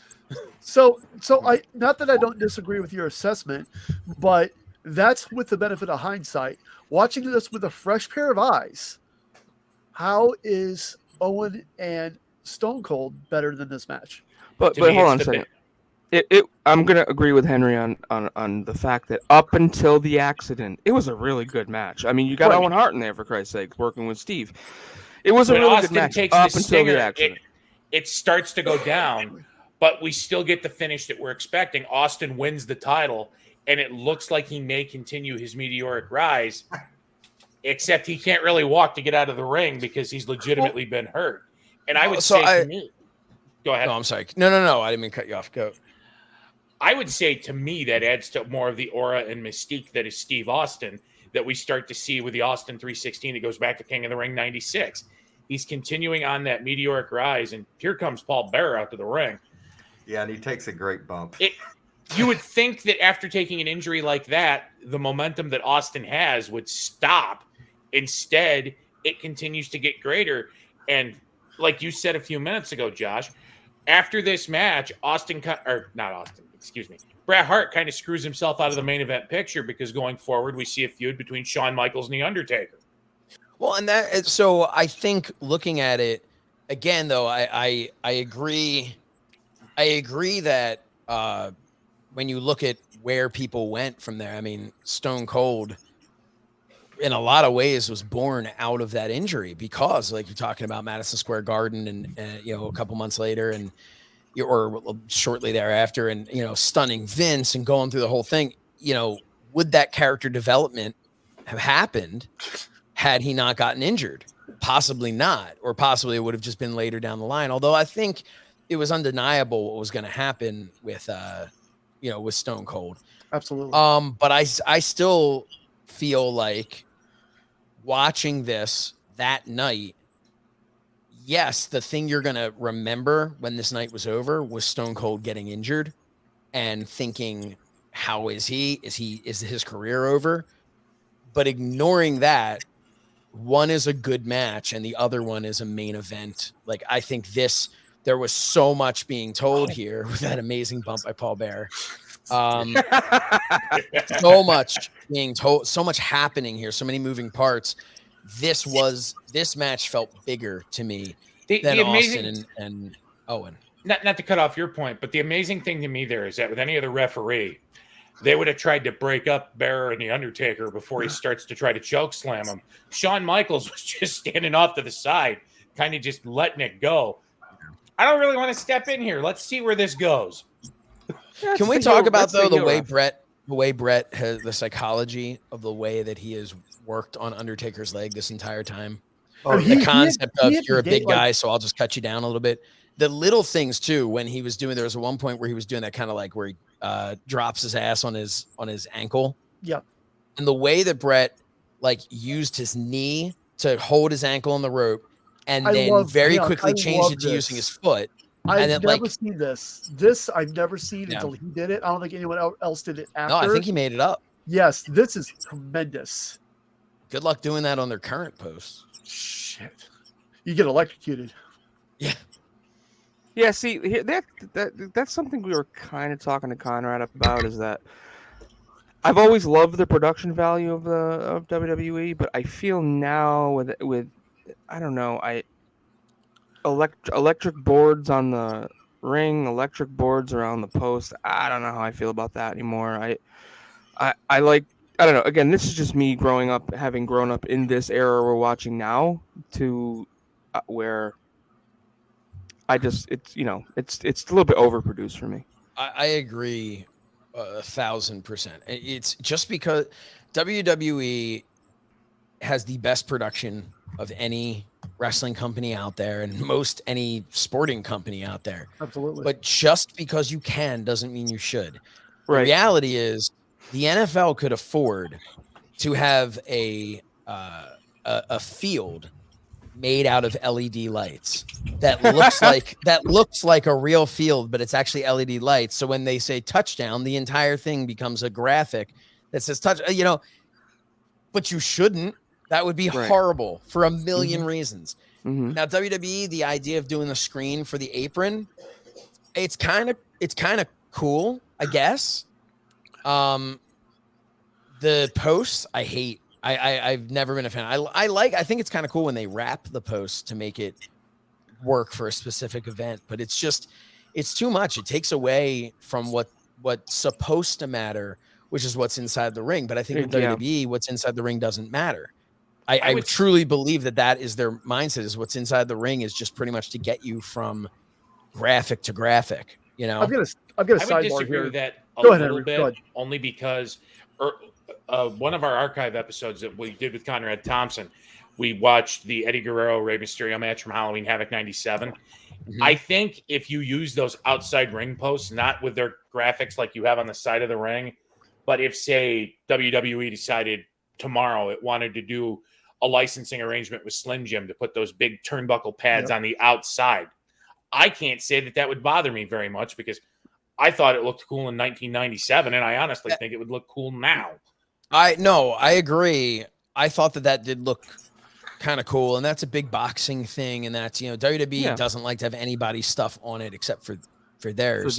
But I just think these giant screens around there, like, honestly, to me, I just wish they were smaller. Right. Because I just think they're too distracting. They become like the focal point as opposed to the match itself.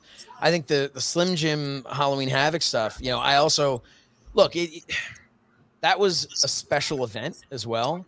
But you also have to remember that WCW's ring posts were different. Their ring posts were not round.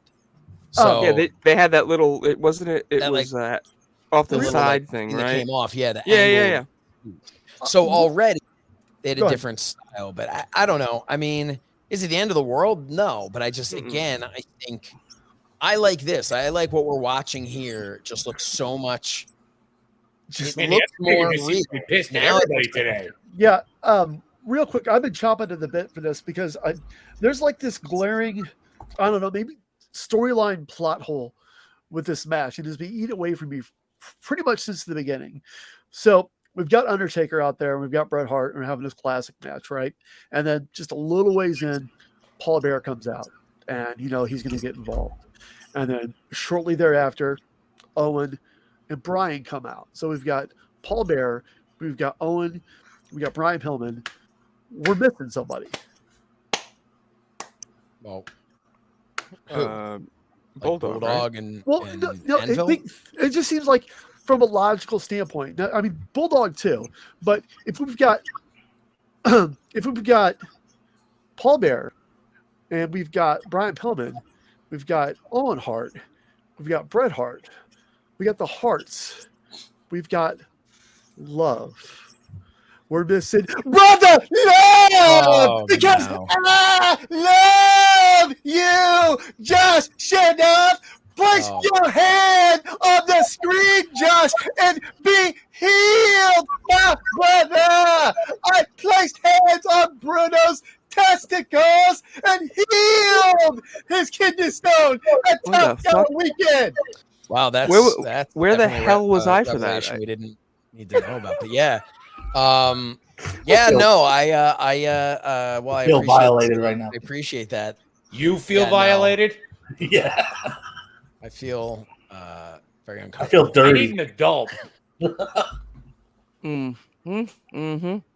Apparently, he touched me. I didn't know. Bret Hart just scooped up the Undertaker like it was nothing. Oh, yeah. Like so underrated in so many ways. Now, Josh, I wanted to ask you: Do you think, like, everyone looks at Bret as bitter, right? Do you think it's warranted to this day? Well, I think he's let a lot of it go, but I think a lot of the, nowadays we talk about mental health and depression and anxiety and things like that. Back then, that's not something anyone talked about. And a lot of times people don't retroactively talk about it. But if it was nowadays, there'd be a very different conversation about Bret Hart's emotional state after Montreal, about his feelings while he's on the road and the stuff going on with his marriage and the stuff going, I think that it's understandable that a guy that really felt, here's the thing. If Bret had gone to WCW and his career had a second act and he had think about Hulk Hogan leaves WWF, goes to WCW and flounders for a bit until Hollywood Hogan. And now Hulk Hogan is the hottest thing in wrestling again, but completely different than before. Had Bret gone and had this resurgence and he's riding high on the top of WCW now, he's making more money than he ever made in WWF. He's having better matches. He's, the stories are better. Everything is just fantastic. And he is firing on all cylinders. Yeah, Bret, give him the thing. Oh, and there we are again. Yeah. Bret was ushering in the Attitude Era before anybody else. I really think so. He pushed Vince down and this is bullshit. Like, he doesn't like the hockey fight with Vince when Vince pulled Bret's shirt up over his head. Everything Bret did seemed real. Nothing ever seemed like it was part of the story. But I understand his anger and his bitterness towards what happened to him. I don't think he would have had the same amount if he had had the ability to go, okay, yeah, you guys screwed me, and I turned around and shoved it up your ass. Because I went to WCW and became an even bigger star and made their company even stronger and everything. Unfortunately, the way his WCW career went, the fact that he got injured, here's a guy who never injured anyone. A guy who took pride in never injuring anyone, and then he gets injured in the ring. He goes there. They don't know what to do with him. He's coming off of the biggest thing in wrestling history to that point, the Montreal Screwjob.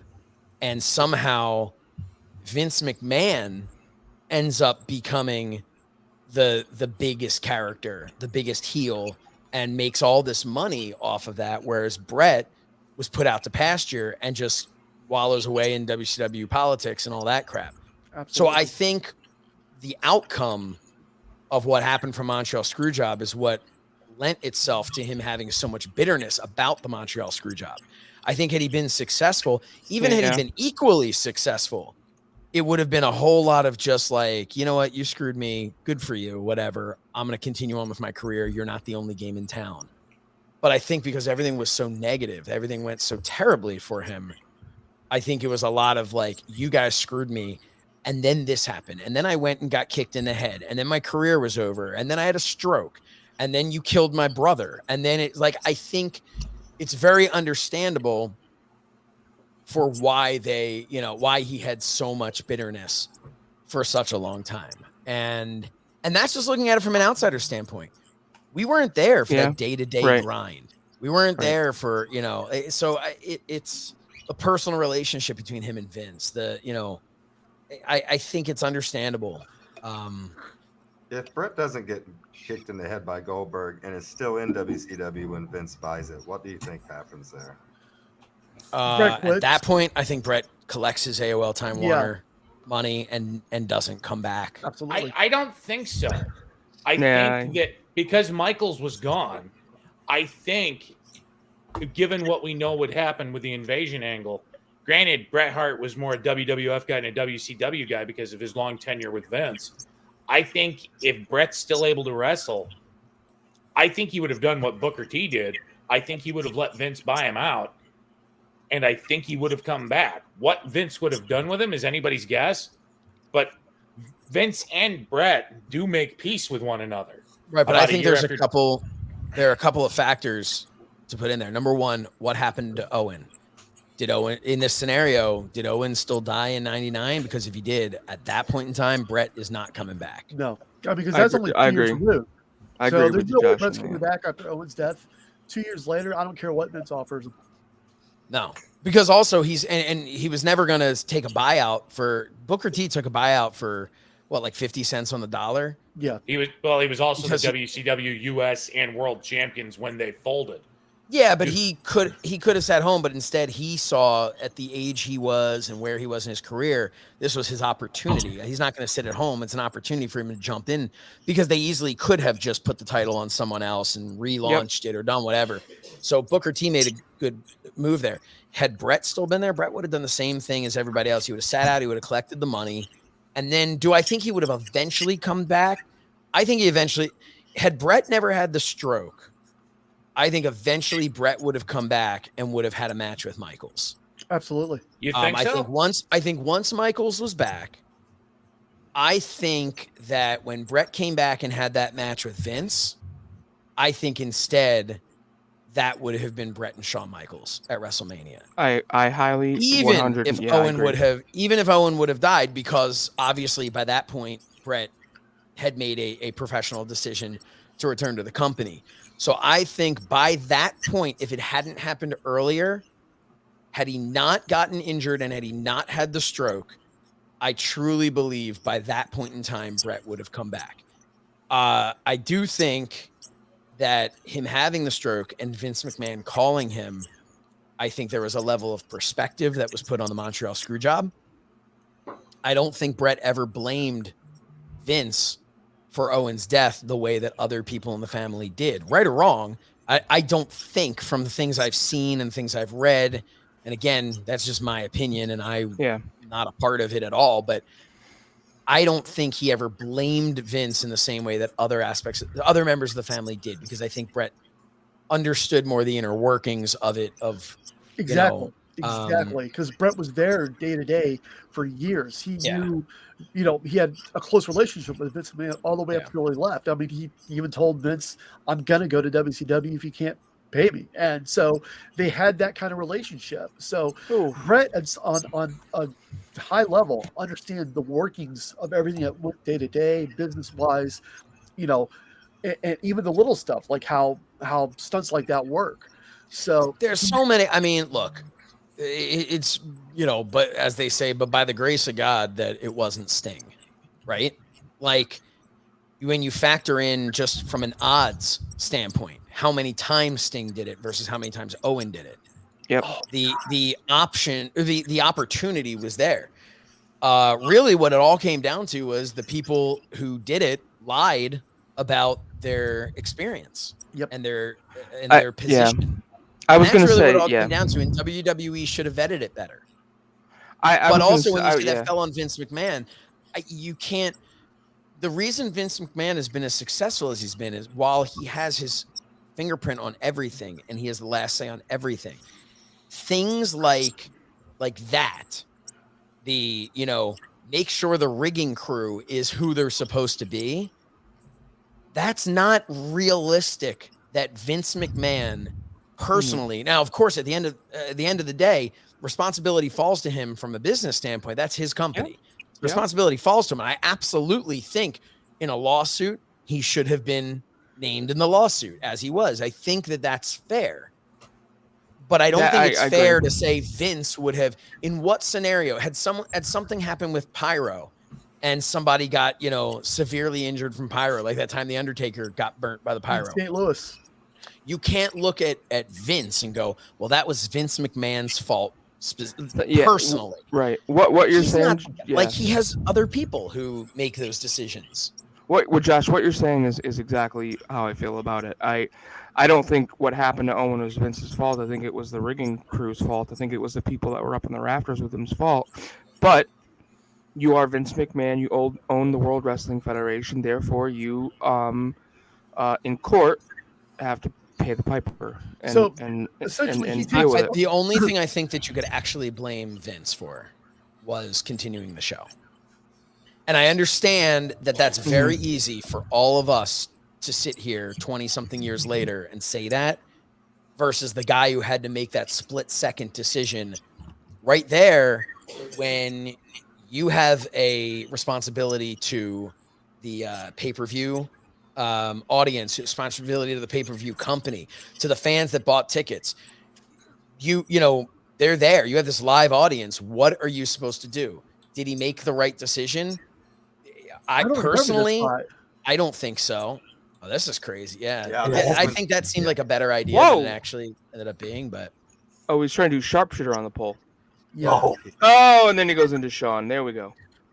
but so that's my thought is like I think it was one of those things where you would have to end the show.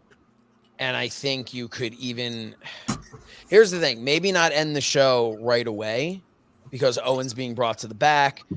He's being sent to the hospital.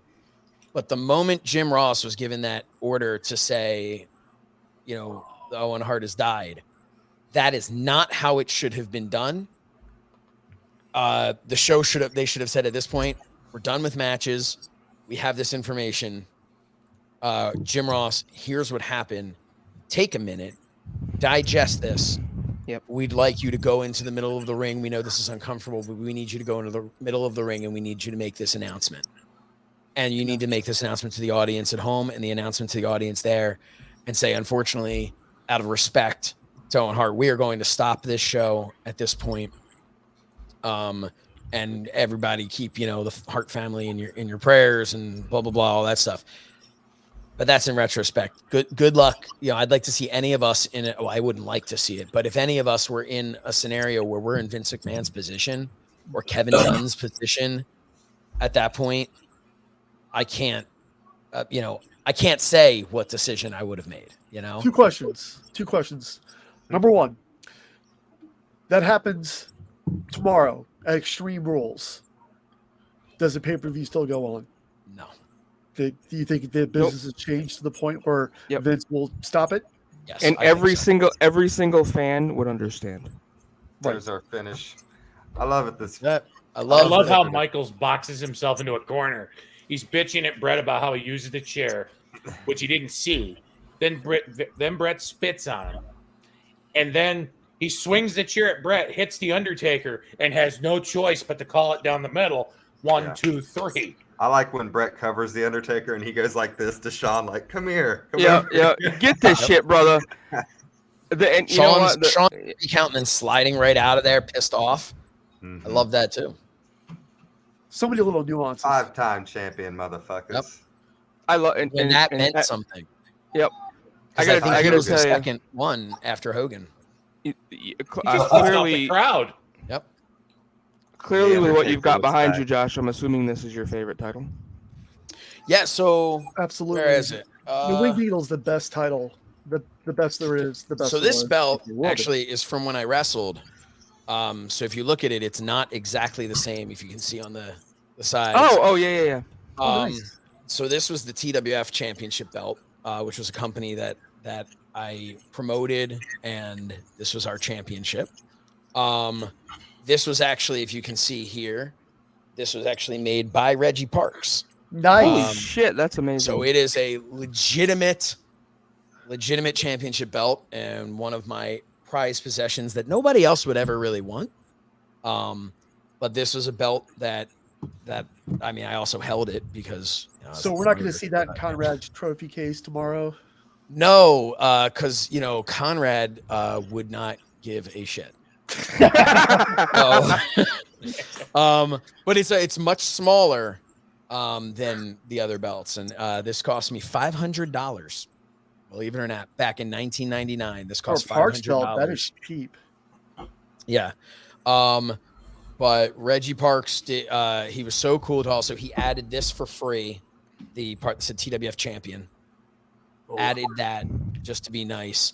Added these little things on the ends instead of the bars because he said that would save money on it because he wasn't trying to screw me over. And I really appreciate that. And it's the more I learned about championship belts as years went on, the more I appreciated what this, the craftsmanship of this and what this belt was. And this is a prized possession for me. I mean, but yes, obviously my thought process was, man, I want a winged eagle, that's what I want. So that's, that was it. I wanted this. And the other thing behind it was the reason I knew to go to Reggie Parks. So Bill Apter, one of my, my oldest friends, Bill Bill had the Championship Office Wrestling belt made by Reggie Parks, the cow belt, and had a belt made. It's about half the size of this for his son, Brandon. Oh, that's awesome. It was a winged eagle with these side things just like this, and it was a little winged eagle belt that he had made for Brandon, and because Brandon at that point must have been elementary school age. And I held that in my hands and was like, "Yep, I'm gonna need me one of these." And he connected me with, and I can't believe his name's escaping me, but the guy that worked with Reggie Parks for years, he also passed away a number of years ago. But that guy particularly was the one who worked with me on designing this belt and getting it made. And they were just incredible people. They did a great job. And Brian Pillman kissing the belt as we go off the air. Yeah. So no, big fan of the of that belt, and I loved all the belts in '97. I posted that recently. Like, for whatever reason, all the belts in 1997, it was like the colored gold that they used. Mm-hmm. It was just so. And you guys saw at Top Guy Weekend all of the belts that Conrad had there. Yeah, they were all gold, but they all were a different color of gold. Right. You know. So it's some of them, like the TNA one, I'm not a fan of that color, but the I like the one that's almost like, I don't even like this color gold as much. This is almost too yellow. Like, I like the one that's I found a really cool belt maker, X-Man belts, and I've had my favorite championships recreated. I've got the European, the Demolition Tag. I've got a version of the old I've got a silver version. So they recreated them for you. They didn't. These aren't like replicas that you. These are ones that you paid them. Yeah, I mean, awesome. If you have a sec, I can show you one. If you want to see it, I don't want to. I'm here, man. Do it. Yeah, that was. So this is, if you guys can see it. This is the Ultimate Warrior version of the Winged Eagle that I had made. Oh, wow. So it's got the it's got some silver in here. It's got some yellow or the yellow gold, and then, I mean, this thing is gorgeous. It's just so gorgeous. how? I mean, it looks incredible from here in person compared to, because I'm sure you've held the Winged Eagle replica belt that WWE sells and all. How would you compare them? I think this one has better craftsmanship, but I mean, the one at the show was pretty beat up. But to think about, or that Top Guy Weekend, to think about it, I mean, we're holding history in our hand. I mean, absolutely. This is pristine and built, and it's on display. Sure. But this one, like, I don't know. I mean, honestly, I would love to have an actual, but for me, you know what it is that, like, I don't buy anything from shop because I want the WWF logo. I don't want. I agree. I don't want that the logo feces. Yeah. Oh, I agree with you completely on that. But I also think that, I've never been like a huge fan of replicas, and I don't know. I'm just gonna hold this. Never been a huge fan of replicas in the sense that, like, I always look at it and go, well, that's not real. Mm-hmm. But as I've gotten more into like more collecting things, like I collect action figures and stuff, and I was always in the very beginning was like, man, I only want to display the figures that I had that are in good condition because they're the ones I actually had. Then I realized, well, I don't want to display a bunch that are chipped up and crap from when I was a kid. So I would go buy other ones that were like mint condition. And what I realized with that was it's still, I could look at it and it gave me that nostalgic feeling. Yeah. Right. And that's when I started having an appreciation for not so much the replica belts, but like what you have, where you have the belt made. Like for me, if I wanted to get like, I would go to a legit belt maker and get that belt made, so it's showing on display. And for me, it would probably be either the Winged Eagle or the Intercontinental. I mean, I'll be honest with Josh. It wasn't cheap. It wasn't cheap, but it's worth it. The belts I have in here that were I mean, I've got looking at the European. I always loved the WWF European. Yeah, me too. $300. I mean, that's expensive to me, but the Winged Eagle. But in the scheme of things, yeah. How much was that? That was $5. See, but in the scheme of things, that's pretty cheap. No, it is. You know, 'Cause- which is, 'cause, I mean, yeah, I mean, it's expensive, but in the scheme of like looking at, if you were to say, hey, I'm going to go buy a ring used winged eagle, or I'm going to get Dave Milliken to make me, you know, a winged eagle belt, or Wildcat belts to make me a winged eagle belt, or any, or, you know, belt, belts by Dan or whatever the hell, any of these people, you're paying a lot more than 500. So if you can get this quality, this quality belt, you know, you don't, like, you're displaying it, like you said, like you don't need, it's not like, oh man, this needs to hold up for the wear and tear of being on the road, you know. Right. Like, It's just chilling on my wall. Yeah. So awesome. I did want to let's get some final thoughts. Josh, let's start with you. I mean, we definitely took the Bret Hart tour, and you know, I appreciate your commentary on these was phenomenal. Actually, just even our discussion on, you know, what Bret could have done if Owen hadn't died, or when Bret would have come back. You know, this has been phenomenal, and I just wanted to thank you. Thank you, man, for being here, and you know, your final thoughts on our little trip around history for Bret. My final thoughts on it is just, you know, I still believe that Bret Hart is one of those guys that if you pluck him out of that time period and you put him in today's wrestling, he's a star. Because I think in a lot of ways, Bret ushered in what we look at today, in style and in look and in feel, except for the fact that Bret made it all seem real. And a lot of the times today, even some of the amazing matches I just saw at AEW, there are things you look at and you go, all right, but you just took me out of it. Too many false finishes, too much of that, like, because you can do a false finish and it can make more sense. Bret was very big on, if he's going to miss something, he misses it like in a good, like he misses it in a way where you go, oh man, okay, that's why this didn't happen. It all, I mean, obviously I'm unapologetically a Bret Hart fan, but it was really neat to me to watch that progression, because I really felt by the time we got to 97, you saw like a grown ass man, like who, you know, who could handle himself in there. And going back to, like, you really saw a guy who was scratching and clawing and coming up in those other matches. And I felt like, you know, by the time you got to 97, here's a guy who was established, and you could see that in him. But it was awesome, man. I appreciate this, because I don't usually have the time to sit and watch all the matches I wish I could, because the only time I have is when I'm on cardio, and then that involves me doing cardio. So, well, you're definitely welcome to be here anytime you want. We love doing this. We stole the model from Conrad. We told him that today. So I really appreciate it. And I did want to move over to JD, who's another Bret Mark. Your thoughts? Yeah, it was fun. Fun watching this with you guys. Thanks, Josh, for picking these matches. If I were to do the same thing, I would say my list would look very similar to the 4 matches that Josh picked out here. Definitely, like Josh had said earlier, one thing I always love about Bret is how real he makes it, how hard he runs into the turnbuckles, how he sells realistically, and that is an art that's gone a lot of times anymore. Some of the selling anymore is just so fantastical. It's kind of crazy. But yeah, it was fun, guys. Fun being back on here. Thanks for having me. Of course. Antonio? Thank you guys for having me on. Just show how much Bret meant to the business. Like, the appreciation for like the basic wrestling, instead of like flying around all the time. Like, you could tell a story without mat progression and diving, like, majority of the time.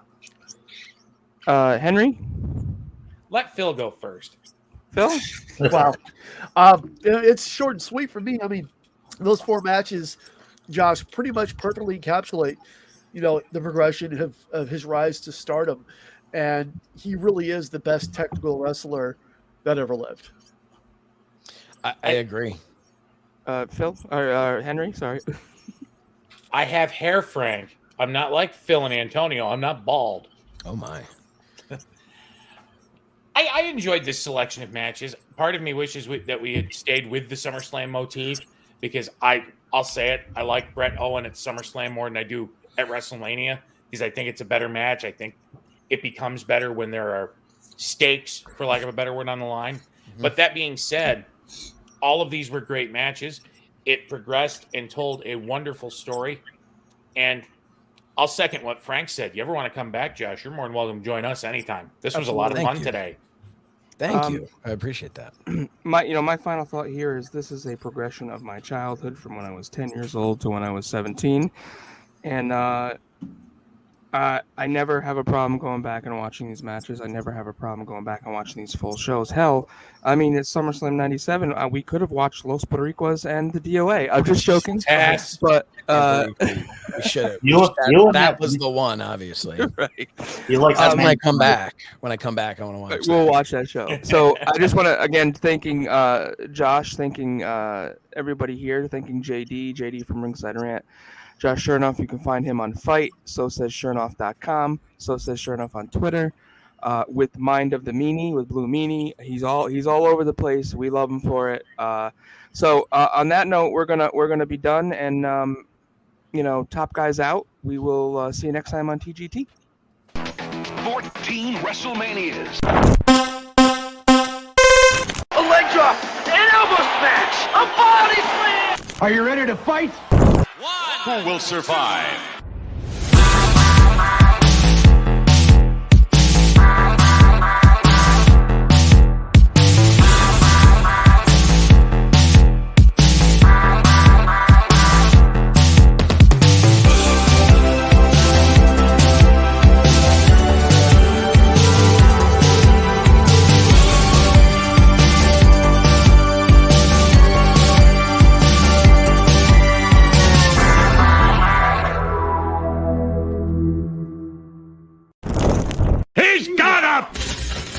Goodbye.